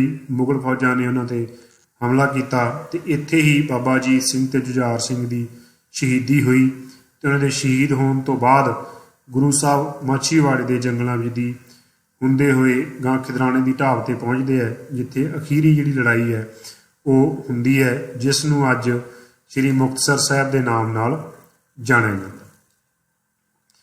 5 प्यारे भाई साहब होए है। 5 प्यारे जिन्हां की स्थापना गुरु गोबिंद सिंह ने खालसे की साजना वेले कीती सी। इन्हां दे नाम तुहानूं पुछे जा सकते हैं। ये 5 प्यारिਆਂ ਦੇ ਵਿੱਚ ਪਹਿਲਾ भाई दया सिंह जी लाहौर तो सीगे, उदों ये पंजाब दे विच सी, लाहौर हुण पाकिस्तानी पंजाब दे विच है। भाई धर्म सिंह जी हसतनापुर उत्तर प्रदेश तो होए है। भाई हिम्मत सिंह जी पुरी उड़ीसा तो होए है। भाई मोहकम सिंह जी द्वारका गुजरात तो होए है। ਤੇ ਭਾਈ ਸਾਹਿਬ ਸਿੰਘ ਜੀ ਬਿਦਰ ਕਰਨਾਟਕ ਤੋਂ। ਜਦੋਂ ਗੁਰੂ ਸਾਹਿਬ ਨੇ 1699 ਦੇ ਵਿੱਚ ਖਾਲਸੇ ਦੀ ਸਾਜਨਾ ਲਈ ਸੀਸਾਂ ਦੀ ਸਿਰਾਂ ਦੀ ਮੰਗ ਕੀਤੀ ਤਾਂ ਉਦੋਂ ਇਹਨਾਂ 5 ਸੂਰਬੀਰਾਂ ਨੇ ਉੱਠ ਕੇ ਆਪਣੇ ਜਿਹੜੇ ਸੀਸ ਆ ਗੁਰੂ ਸਾਹਿਬ ਨੂੰ ਭੇਂਟ ਕੀਤੇ ਤੇ ਇੱਥੋਂ ਹੀ ਜਿਹੜੇ 5 ਪਿਆਰੇ ਆ ਉਹਨਾਂ ਦੀ ਸਥਾਪਨਾ ਹੋਈ ਤੇ ਇਹਨਾਂ ਤੋਂ ਹੀ ਅੰਮ੍ਰਿਤ ਛਕ ਕੇ, ਇਹਨਾਂ ਨੂੰ ਛਕਾ ਕੇ ਤੇ ਇਹਨਾਂ ਤੋਂ ਛਕ ਕੇ ਜਿਹੜੇ ਖਾਲਸੇ ਦੀ ਸਥਾਪਨਾ ਹੈ ਉਹ ਕੀਤੀ ਗਈ। ਪਿਆਰੇ ਵਿਦਿਆਰਥੀਓ, 5 ਤਖਤ ਹੈ ਸਿੱਖਾਂ ਦੇ। ਇਹਨਾਂ 5 ਤਖਤਾਂ ਦੇ ਵਿੱਚ ਸ਼੍ਰੀ ਅਕਾਲ ਤਖਤ ਸਾਹਿਬ ਅੰਮ੍ਰਿਤਸਰ, ਜਿਹਦੀ ਗੱਲ ਆਪਾਂ ਪਹਿਲਾਂ ਕਰ ਚੁੱਕੇ ਹਾਂ, ਸ਼੍ਰੀ ਪਟਨਾ ਸਾਹਿਬ ਬਿਹਾਰ, ਸ਼੍ਰੀ ਕੇਸਗੜ੍ਹ ਸਾਹਿਬ ਅਨੰਦਪੁਰ ਸਾਹਿਬ, ਸ਼੍ਰੀ ਦਮਦਮਾ ਸਾਹਿਬ ਇਹ ਬਠਿੰਡਾ ਜ਼ਿਲ੍ਹੇ ਦੇ ਵਿੱਚ ਹੈ, ਤੇ ਸ਼੍ਰੀ ਹਜ਼ੂਰ ਸਾਹਿਬ ਮਹਾਰਾਸ਼ਟਰ ਦੇ ਵਿੱਚ। ਇਹਨਾਂ 5 ਦੇ ਵਿੱਚੋਂ ਜਿਹੜੇ 4 ਤਖਤ ਹੈ ਉਹ 10ਵੇਂ ਗੁਰੂ ਸ਼੍ਰੀ ਗੁਰੂ ਗੋਬਿੰਦ ਸਿੰਘ ਜੀ ਨਾਲ ਸੰਬੰਧਿਤ ਹੈ। ਸ਼੍ਰੀ ਪਟਨਾ ਸਾਹਿਬ ਬਿਹਾਰ, ਸ਼੍ਰੀ ਕੇਸਗੜ੍ਹ ਸਾਹਿਬ ਅਨੰਦਪੁਰ ਸਾਹਿਬ, ਸ਼੍ਰੀ ਦਮਦਮਾ ਸਾਹਿਬ ਬਠਿੰਡਾ ਤੇ ਸ਼੍ਰੀ ਹਜ਼ੂਰ ਸਾਹਿਬ ਮਹਾਰਾਸ਼ਟਰ। ਇਹ ਤੁਸੀਂ ਇਹਨਾਂ ਦੇ ਨਾਮ ਯਾਦ ਰੱਖਣੇ ਹੈ, ਕਿਹੜੇ ਇਹ ਰਾਜ 'ਚ ਪੈਂਦੇ ਹੈ। 3 ਦੇ ਵਿੱਚੋਂ ਆਪਣੇ ਪੰਜਾਬ 'ਚ ਪੈਂਦੇ ਹੈ, ਤਖਤ ਅਕਾਲ ਤਖਤ ਸਾਹਿਬ ਅੰਮ੍ਰਿਤਸਰ, ਕੇਸਗੜ੍ਹ ਸਾਹਿਬ ਅਨੰਦਪੁਰ ਸਾਹਿਬ, ਸ਼੍ਰੀ ਦਮਦਮਾ ਸਾਹਿਬ ਬਠਿੰਡਾ। ਇਹ 3 ਪੰਜਾਬ ਦੇ ਵਿੱਚ ਹੈ ਤੇ 2 ਪੰਜਾਬ ਤੋਂ ਬਾਹਰ ਹੈ। ਇਹਦੇ ਵਿੱਚ ਜੋ ਤਖਤ ਸ਼੍ਰੀ ਪਟਨਾ ਸਾਹਿਬ ਹੈ ਉਹ ਬਿਹਾਰ ਦੇ ਵਿੱਚ ਪੈਂਦਾ ਹੈ ਤੇ ਤਖਤ ਸ਼੍ਰੀ ਹਜ਼ੂਰ ਸਾਹਿਬ ਮਹਾਰਾਸ਼ਟਰ ਦੇ ਵਿੱਚ ਪੈਂਦਾ। ਤੁਸੀਂ ਇਹ ਚੀਜ਼ਾਂ ਯਾਦ ਰੱਖਣੀਆਂ ਪਿਆਰੇ ਵਿਦਿਆਰਥੀਓ। ਇਸ ਤੋਂ ਅੱਗੇ ਸਾਡੇ ਕੋਲੇ ਵਿਦਿਆਰਥੀਓ, ਜਦੋਂ ਗੁਰੂ ਗੋਬਿੰਦ ਸਿੰਘ ਜੀ ਇਸ ਸੰਸਾਰ ਤੋਂ ਚਲੇ ਜਾਂਦੇ ਹੈ ਤਾਂ ਸਿੱਖਾਂ ਨੂੰ ਇਕੱਤਰਿਤ ਕਰਨ ਵਾਸਤੇ ਬੰਦਾ ਬਹਾਦਰ ਜੋ ਮੈਦਾਨ ਦੇ ਵਿੱਚ ਆਉਂਦੇ ਆ ਗੁਰੂ ਦੀ ਥਾਪਨਾ ਲੈ ਕੇ, ਉਹ ਸਰਹੰਦ ਦੇ ਨਵਾਬ ਨੂੰ ਹਰਾ ਕੇ ਇੱਕ ਜਿਹੜਾ ਖਾਲਸਾ ਰਾਜ ਹੈ ਉਸ ਦੀ ਸਥਾਪਨਾ ਕਰਦੇ ਹੈ। ਬੰਦਾ ਬਹਾਦਰ ਦੀ ਸ਼ਹੀਦੀ ਤੋਂ ਬਾਅਦ ਜਿਹੜੇ ਸਿੱਖ ਆ ਉਹ ਆਪਸ ਵਿੱਚ ਫਿਰ ਬਿਖਰ ਜਾਂਦੇ ਹੈ ਤੇ ਉਹਨਾਂ ਦੇ ਬਿਖਰਨ ਤੋਂ ਬਾਅਦ ਲੰਬਾ ਸਮਾਂ ਬਾਅਦ ਫਿਰ ਮਿਸਲਾਂ ਹੋਂਦ ਵਿੱਚ ਆਉਂਦੀਆਂ। ਮਿਸਲਾਂ ਉਹਨਾਂ ਦੇ ਅਲੱਗ-ਅਲੱਗ ਜਿਹੜੇ ਸਰਦਾਰ ਹੁੰਦੇ ਸੀਗੇ ਤੇ ਉਹਨਾਂ ਵਿੱਚੋਂ ਇੱਕ ਮਿਸਲ ਸੀ ਸ਼ੁਕਰ ਚੱਕੀਆ ਮਿਸਲ। ਮਿਸਲ ਤੁਸੀਂ ਕਹਿ ਸਕਦੇ ਹੋ ਕਿ ਇੱਕ ਕਹਿ ਲਓ ਕਿ ਇੱਕ ਸ਼ਾਸਕ ਦੇ ਅਧੀਨ ਛੋਟਾ ਜਿਹਾ ਇਲਾਕਾ ਹੁੰਦਾ ਜਿਹਦੇ ਵਿੱਚ ਕਾਫੀ ਸਾਰੇ ਪਿੰਡ ਹੁੰਦੇ ਸੀ। ਇਸ ਤਰ੍ਹਾਂ ਕਰਕੇ ਕਿ ਛੋਟੇ ਰਾਜ ਕਹਿ ਸਕਦੇ ਕਿ ਛੋਟੇ ਜਿਹੜੇ ਰਾਜ ਹੈ ਉਹ ਸਥਾਪਿਤ ਕਰ ਲਏ ਸਿੱਖਾਂ ਨੇ। ਤੇ ਇਹਨਾਂ ਵਿੱਚੋਂ ਇੱਕੋ ਮਿਸਲ ਜਿਹੜੀ ਸ਼ੁਕਰ ਚੱਕੀ ਆ ਉਹ ਅਖੀਰ ਤੇ ਉੱਭਰ ਕੇ ਸਾਹਮਣੇ ਆਈ ਤੇ ਉਹਦੇ ਵਿੱਚੋਂ ਮਹਾਰਾਜਾ ਰਣਜੀਤ ਸਿੰਘ ਜਿਹੜੇ ਹੈ ਉਹ ਆਗੂ ਬਣ ਕੇ ਨਿਕਲੇ। ਮਹਾਰਾਜਾ ਰਣਜੀਤ ਸਿੰਘ ਨੂੰ ਖਾਲਸੇ ਦਾ ਜਿਹੜਾ ਪਹਿਲਾ ਰਾਜਾ ਗਿਣਿਆ ਜਾਂਦਾ ਹੈ। ਖਾਲਸਾ ਰਾਜ ਉਹਨਾਂ ਦੇ ਨਾਮ ਤੇ ਸਥਾਪਿਤ ਕੀਤਾ ਗਿਆ। ਉਹਨਾਂ ਦਾ ਜਨਮ 1780 ਈਸਵੀ ਦੇ ਵਿੱਚ ਗੁਜਰਾਂਵਾਲਾ ਵਿਖੇ ਹੋਇਆ, ਜਿਹੜਾ ਕਿ ਹੁਣ ਪਾਕਿਸਤਾਨ ਵਿੱਚ ਹੈ। 1839 ਈਸਵੀ ਦੇ ਵਿੱਚ ਉਹਨਾਂ ਦਾ ਦੇਹਾਂਤ ਹੋ ਗਿਆ। ਤੁਹਾਨੂੰ ਪਤਾ ਸੀ ਕਿ ਜਿਹੜੇ ਅੰਗਰੇਜ਼ ਸੀ ਉਦੋਂ ਤੱਕ ਉਹਨਾਂ ਨੇ ਹਿੰਦੁਸਤਾਨ ਦੇ ਤਕਰੀਬਨ ਸਾਰੇ ਹਿੱਸੇ ਤੇ ਅਧਿਕਾਰ ਕਰ ਲਿਆ ਸੀ, ਪਰ ਜਿੰਨਾ ਟਾਈਮ ਮਹਾਰਾਜਾ ਰਣਜੀਤ ਸਿੰਘ ਜਿਉਂਦੇ ਰਹੇ ਉਹਨਾਂ ਸਮਾਂ ਉਹ ਪੰਜਾਬ ਦੇ ਨੇੜੇ ਨਹੀਂ ਢੁੱਕ ਸਕੇ ਤੇ ਉਹ ਖਾਲਸੇ ਦੇ ਰਾਜ ਤੇ ਕਦੇ ਵੀ ਅਧਿਕਾਰ ਨਹੀਂ ਕਰ ਸਕੇ। ਮਹਾਰਾਜਾ ਰਣਜੀਤ ਸਿੰਘ ਦੀ ਮੌਤ 1839 ਦੇ ਵਿੱਚ ਹੋ ਜਾਂਦੀ ਹੈ ਤੇ ਉਸ ਤੋਂ ਬਾਅਦ ਆਪਣੀਆਂ ਸਾਜ਼ਿਸ਼ਾਂ ਘੜ ਕੇ ਉਹ ਸਿੱਖਾਂ ਨਾਲ ਯੁੱਧ ਲੜ ਕੇ 1849 ਦੇ ਵਿੱਚ ਜਿਹੜੇ ਅੰਗਰੇਜ਼ ਹੈ ਉਹ ਪੰਜਾਬ ਤੇ ਅਧਿਕਾਰ ਕਰ ਲੈਂਦੇ ਆ। ਮਾਤਾ ਪਿਤਾ ਦੇ ਵਿੱਚ ਉਹਨਾਂ ਦੀ ਮਾਤਾ ਸਰਦਾਰਨੀ ਰਾਜ ਕੌਰ ਤੇ ਪਿਤਾ ਸਰਦਾਰ ਮਹਾਂ ਸਿੰਘ ਹੋਏ ਹੈ। ਪਛਾਣ ਸ਼ੇਰੇ ਪੰਜਾਬ ਦੇ ਨਾਮ ਨਾਲ ਜਾਣਿਆ ਜਾਂਦਾ ਮਹਾਰਾਜਾ ਰਣਜੀਤ ਸਿੰਘ ਨੂੰ। ਆਪਾਂ ਪਹਿਲਾਂ ਗੱਲ ਕਰ ਚੁੱਕੇ ਹਾਂ ਕਿ ਸ਼ੁਕਰ ਚੱਕੀਆ ਮਿਸਲ ਨਾਲ ਉਹ ਸੰਬੰਧ ਰੱਖਦੇ ਸੀ ਤੇ ਉਹਨਾਂ ਦੀ ਪਤਨੀ ਜਿਹੜੀ ਸੀ ਉਹ ਮਹਿਤਾਬ ਕੌਰ ਸੀ। ਉਹਨਾਂ ਦੇ ਜਦੋਂ ਉਹਨਾਂ ਨੇ ਆਪਣਾ ਰਾਜ ਚਲਾਇਆ, ਸ਼ਾਸਨ ਚਲਾਇਆ ਤੇ ਉਹਨਾਂ ਨੇ ਆਪਣੀ ਰਾਜਧਾਨੀ ਲਾਹੌਰ ਬਣਾਈ ਤੇ ਉਹਨਾਂ ਨੇ ਨਾਨਕਸ਼ਾਹੀ ਜਿਹੜੇ ਸਿੱਕੇ ਹੈ ਉਹ ਜਾਰੀ ਕੀਤੇ। ਤਖਤ ਸ਼੍ਰੀ ਪਟਨਾ ਸਾਹਿਬ ਤੇ ਤਖਤ ਸ਼੍ਰੀ ਹਜ਼ੂਰ ਸਾਹਿਬ ਉਹਨਾਂ ਨੇ ਬਣਵਾਏ। ਇਹਨਾਂ ਦਾ ਨਿਰਮਾਣ ਕਰਵਾਇਆ ਮਹਾਰਾਜਾ ਰਣਜੀਤ ਸਿੰਘ ਨੇ। ਤੇ ਇੱਕ ਜਿਹੜਾ ਮਹਾਨ ਉਹਨਾਂ ਨੇ ਕੰਮ ਕੀਤਾ ਉਹ ਸੀ ਸੋਨੇ ਦੀਆਂ ਪਲੇਟਾਂ ਉਹਨਾਂ ਨੇ ਸ਼੍ਰੀ ਹਰਿਮੰਦਰ ਸਾਹਿਬ ਦੀਆਂ ਕੰਧਾਂ ਤੇ ਚੜਾਈਆਂ। ਮਹਾਰਾਜਾ ਰਣਜੀਤ ਸਿੰਘ ਦਾ ਰਾਜ ਪਿਆਰੇ ਵਿਦਿਆਰਥੀਓ ਇਕੱਲੇ ਪੰਜਾਬੀਆਂ ਲਈ, ਪੰਜਾਬ ਲਈ ਜਾਂ ਸਿੱਖਾਂ ਲਈ ਹੀ ਇੱਕ ਆਦਰਸ਼ ਰਾਜ ਨਹੀਂ ਸੀਗਾ। ਅੱਜ ਵੀ ਮਹਾਰਾਜਾ ਰਣਜੀਤ ਸਿੰਘ ਦੇ ਜਿਹੜੇ ਰਾਜ ਦੀਆਂ ਉਦਾਹਰਨਾਂ ਹੈ ਉਹ ਦਿੱਤੀਆਂ ਜਾਂਦੀਆਂ ਤੇ ਉਹਨਾਂ ਦੇ ਰਾਜ ਤੋਂ ਪ੍ਰੇਰਨਾ ਲੈ ਕੇ ਸ਼ਾਸਨ ਕਰਨ ਦੀ ਜਿਹੜੀ ਗੱਲਾਂ ਹੈ ਉਹ ਕਰੀਆਂ ਜਾਂਦੀਆਂ। ਤਾਂ ਇਹ ਸੀ ਪਿਆਰੇ ਵਿਦਿਆਰਥੀਓ ਸਿੱਖ ਰਾਜ ਬਾਰੇ ਆਪਾਂ ਸੰਖੇਪ ਦੇ ਵਿੱਚ ਜਿਹੜੀ ਗੱਲਬਾਤ ਹੈ ਉਹ ਕੀਤੀ ਹੈ। ਹੁਣ ਆਪਾਂ ਥੋੜ੍ਹੇ ਜਿਹੇ ਪ੍ਰਸ਼ਨ ਦੇਖ ਲੈਂਦੇ ਹਾਂ ਕਿ ਇਹਦੇ ਵਿੱਚ ਤੁਹਾਨੂੰ ਪ੍ਰਸ਼ਨ ਜਿਹੜੇ ਆ ਉਹ ਕਿਸ ਤਰ੍ਹਾਂ ਪੁੱਛੇ ਜਾਣਗੇ ਤੇ ਤੁਸੀਂ ਕਿਸ ਤਰ੍ਹਾਂ ਉਹਨਾਂ ਦੇ ਉੱਤਰ ਲੱਭ ਸਕਦੇ ਹੋ। ਇਸ ਤਰ੍ਹਾਂ ਤੁਸੀਂ ਅਭਿਆਸ ਕਰ ਸਕਦੇ ਹੋ। ਇਹ ਕੁਝ ਕੁ ਅਭਿਆਸੀ ਪ੍ਰਸ਼ਨ ਹੈ। ਜਿਸ ਤਰ੍ਹਾਂ ਤੁਹਾਨੂੰ ਕੋਈ ਪ੍ਰਸ਼ਨ ਦਿੱਤਾ, ਜਿਵੇਂ ਇੱਥੇ ਪ੍ਰਸ਼ਨ ਦਿੱਤਾ ਗੁਰੂ ਤੇਗ ਬਹਾਦਰ ਜੀ ਦਾ ਜਨਮ ਕਦੋਂ ਹੋਇਆ, ਤਾਂ ਤੁਹਾਨੂੰ 4 ਆਪਸ਼ਨਾਂ ਦਿੱਤੀਆਂ ਹੋਣਗੀਆਂ। ਇਹਦੇ ਵਿੱਚ ਜਿਹੜੀ ਹਰੇ ਰੰਗ ਦੀ ਆਪਸ਼ਨ ਹੈ ਉਹ ਸਹੀ ਹੈ। ਤਾਂ ਇਸ ਤਰ੍ਹਾਂ ਕਰਕੇ ਤੁਸੀਂ ਜਿਹੜੀ ਸਹੀ ਆਪਸ਼ਨ ਹੈ ਉਹ ਤੁਸੀਂ ਉੱਥੇ ਟਿਕ ਕਰਨੀ ਹੋਏਗੀ। 1621 ਈਸਵੀ। ਆਦਿ ਗ੍ਰੰਥ ਸ੍ਰੀ ਗੁਰੂ ਗ੍ਰੰਥ ਸਾਹਿਬ ਦੀ ਸੰਪਾਦਨਾ ਕਦੋਂ ਹੋਈ? ਆਪਾਂ ਪੜ੍ਹਿਆ ਸੀ ਕਿ ਗੁਰੂ ਅਰਜਨ ਦੇਵ ਜੀ ਨੇ ਗੁਰੂ ਗ੍ਰੰਥ ਸਾਹਿਬ ਦੀ ਜਿਹੜੀ ਸੰਪਾਦਨਾ ਹੈ ਉਹ ਪੂਰੀ ਕਰਵਾਈ ਤੇ 1604 ਈਸਵੀ ਦੇ ਵਿੱਚ ਇਹ ਪੂਰੀ ਹੋਈ ਸੀ। ਇਸ ਤੋਂ ਅੱਗੇ ਪਿਆਰੇ ਵਿਦਿਆਰਥੀਓ, ਅਗਲਾ ਪ੍ਰਸ਼ਨ ਹੈ ਸ੍ਰੀ ਗੁਰੂ ਰਾਮਦਾਸ ਜੀ ਸਿੱਖਾਂ ਦੇ ਕਿੰਨਵੇਂ ਗੁਰੂ ਸਨ? ਇਹ ਵੀ ਆਪਾਂ ਪੜ੍ਹ ਚੁੱਕੇ ਹਾਂ ਨਾ। ਤੁਹਾਨੂੰ ਪਤਾ ਹੈ ਕਿ ਸ੍ਰੀ ਗੁਰੂ ਰਾਮਦਾਸ ਜੀ ਸਿੱਖਾਂ ਦੇ ਚੌਥੇ ਗੁਰੂ ਹੋਏ ਹੈ। ਸ੍ਰੀ ਹਰਿਮੰਦਰ ਸਾਹਿਬ ਦਾ ਨੀਂਹ ਪੱਥਰ ਕਿਸ ਨੇ ਰੱਖਿਆ ਸੀ?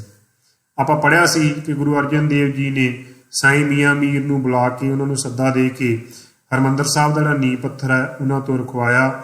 ਤੇ ਮਾਣ ਵਾਲੀ ਗੱਲ ਜਿਹੜੀ ਹੈ ਉਹ ਸਾਈਂ ਮੀਆਂ ਮੀਰ ਜੀ ਲਈ ਵੀ ਸੀਗੀ ਤੇ ਸਾਡੇ ਲਈ ਵੀ ਤੇ ਸਾਰੇ ਸਿੱਖ ਧਰਮ ਜੀ ਲਈ ਵੀ, ਕਿ ਉਹਨਾਂ ਨੇ ਬਿਨਾਂ ਭੇਦਭਾਵ ਕੀਤਿਆਂ ਇੱਕ ਮਹਾਨ ਵਿਅਕਤੀ ਤੋਂ ਹਰਿਮੰਦਰ ਸਾਹਿਬ ਦੀ ਨੀਂਹ ਰਖਵਾਈ। ਖਾਲਸਾ ਪੰਥ ਦੀ ਸਾਜਨਾ ਕਿਹੜੇ ਗੁਰੂ ਸਾਹਿਬ ਨੇ ਕੀਤੀ? ਤੁਹਾਨੂੰ ਪਤਾ ਹੈ, ਆਪਾਂ ਪੜ੍ਹ ਹਟੇ ਨਾ, ਖਾਲਸਾ ਪੰਥ ਦੀ ਸਾਜਨਾ ਗੁਰੂ ਗੋਬਿੰਦ ਸਿੰਘ ਜੀ ਨੇ ਕੀਤੀ। ਤਾਂ ਇਸ ਤਰ੍ਹਾਂ ਪਿਆਰੇ ਵਿਦਿਆਰਥੀ ਜਿਹੜੇ ਪ੍ਰਸ਼ਨ ਹੈ ਉਹ ਤੁਹਾਨੂੰ ਪੁੱਛੇ ਜਾਣਗੇ। ਤੁਸੀਂ ਇਸੇ ਤਰ੍ਹਾਂ ਹੀ ਤਿਆਰੀ ਕਰਨੀ ਹੈ। ਜਿਹੜੀ ਤੁਹਾਨੂੰ ਸਿਲੇਬਸ ਹੈ ਉਹ ਤੁਹਾਨੂੰ ਦੱਸ ਦਿੱਤਾ ਗਿਆ। ਜਿਹੜੀ ਬੁੱਕਲੈਟ ਹੈ ਉਹ ਵੀ ਤੁਹਾਨੂੰ ਮਿਲ ਗਈ ਹੋਏਗੀ ਤੇ ਪੂਰੀ ਤੁਸੀਂ ਮਿਹਨਤ ਕਰਨੀ ਹੈ ਤੇ ਆਪਣੇ ਇਸ ਹੋ ਰਹੇ ਅੰਤਰਰਾਸ਼ਟਰੀ ਪੰਜਾਬੀ ਬੋਲੀ ਓਲੰਪੀਅਡ ਦੇ ਵਿੱਚ ਤੁਸੀਂ ਵੱਧ ਤੋਂ ਵੱਧ ਨੰਬਰ ਲੈਣ ਦੀ ਕੋਸ਼ਿਸ਼ ਕਰਨੀ ਹੈ ਤੇ ਪੰਜਾਬ ਸਕੂਲ ਸਿੱਖਿਆ ਬੋਰਡ ਦੀ ਇਸ ਕੋਸ਼ਿਸ਼ ਨੂੰ ਤੁਸੀਂ ਸਫਲ ਬਣਾਉਣਾ। ਤਾਂ ਪਿਆਰੇ ਵਿਦਿਆਰਥੀਓ, ਉਮੀਦ ਹੈ ਇਸ ਵੀਡੀਓ ਤੋਂ ਤੁਸੀਂ ਪੂਰਾ ਲਾਭ ਉਠਾਓਗੇ, ਪੂਰੀ ਜਾਣਕਾਰੀ ਲਵੋਗੇ। ਤੁਹਾਡੇ ਲਈ ਹੀ ਬਣਾਈ ਗਈ ਹੈ। ਇਸ ਨੂੰ ਧਿਆਨ ਨਾਲ ਸੁਣਨਾ ਤੇ ਇਸ ਨੂੰ ਸੁਣਨ ਤੋਂ ਬਾਅਦ ਸਿੱਖ ਧਰਮ ਬਾਰੇ ਜੋ ਸੰਖੇਪ ਜਾਣਕਾਰੀ ਹੈ ਜੋ ਤੁਹਾਨੂੰ ਪੁੱਛੀ ਜਾਏਗੀ, ਉਸ ਤੋਂ ਬਾਅਦ ਜਿਹੜਾ ਤੁਹਾਡਾ ਕੋਈ ਵੀ ਪ੍ਰਸ਼ਨ ਹੈ ਉਹ ਨਹੀਂ ਬਚੇਗਾ ਜੇ ਤੁਸੀਂ ਧਿਆਨ ਨਾਲ ਸੁਣੋਗੇ। ਇਸ ਤੋਂ ਇਲਾਵਾ ਵੱਧ ਤੋਂ ਵੱਧ ਪੜ੍ਹਾਈ ਕਰਨੀ ਹੈ ਤਾਂ ਕਿ ਤੁਸੀਂ ਵੱਧ ਤੋਂ ਵੱਧ ਚੰਗੇ ਨੰਬਰ ਲੈ ਸਕੋ। ਤਾਂ ਮੇਰੇ ਵੱਲੋਂ ਸਾਰੇ ਹੀ ਵਿਦਿਆਰਥੀਆਂ ਤੇ ਸਰੋਤਿਆਂ ਦਾ ਬਹੁਤ ਬਹੁਤ ਧੰਨਵਾਦ।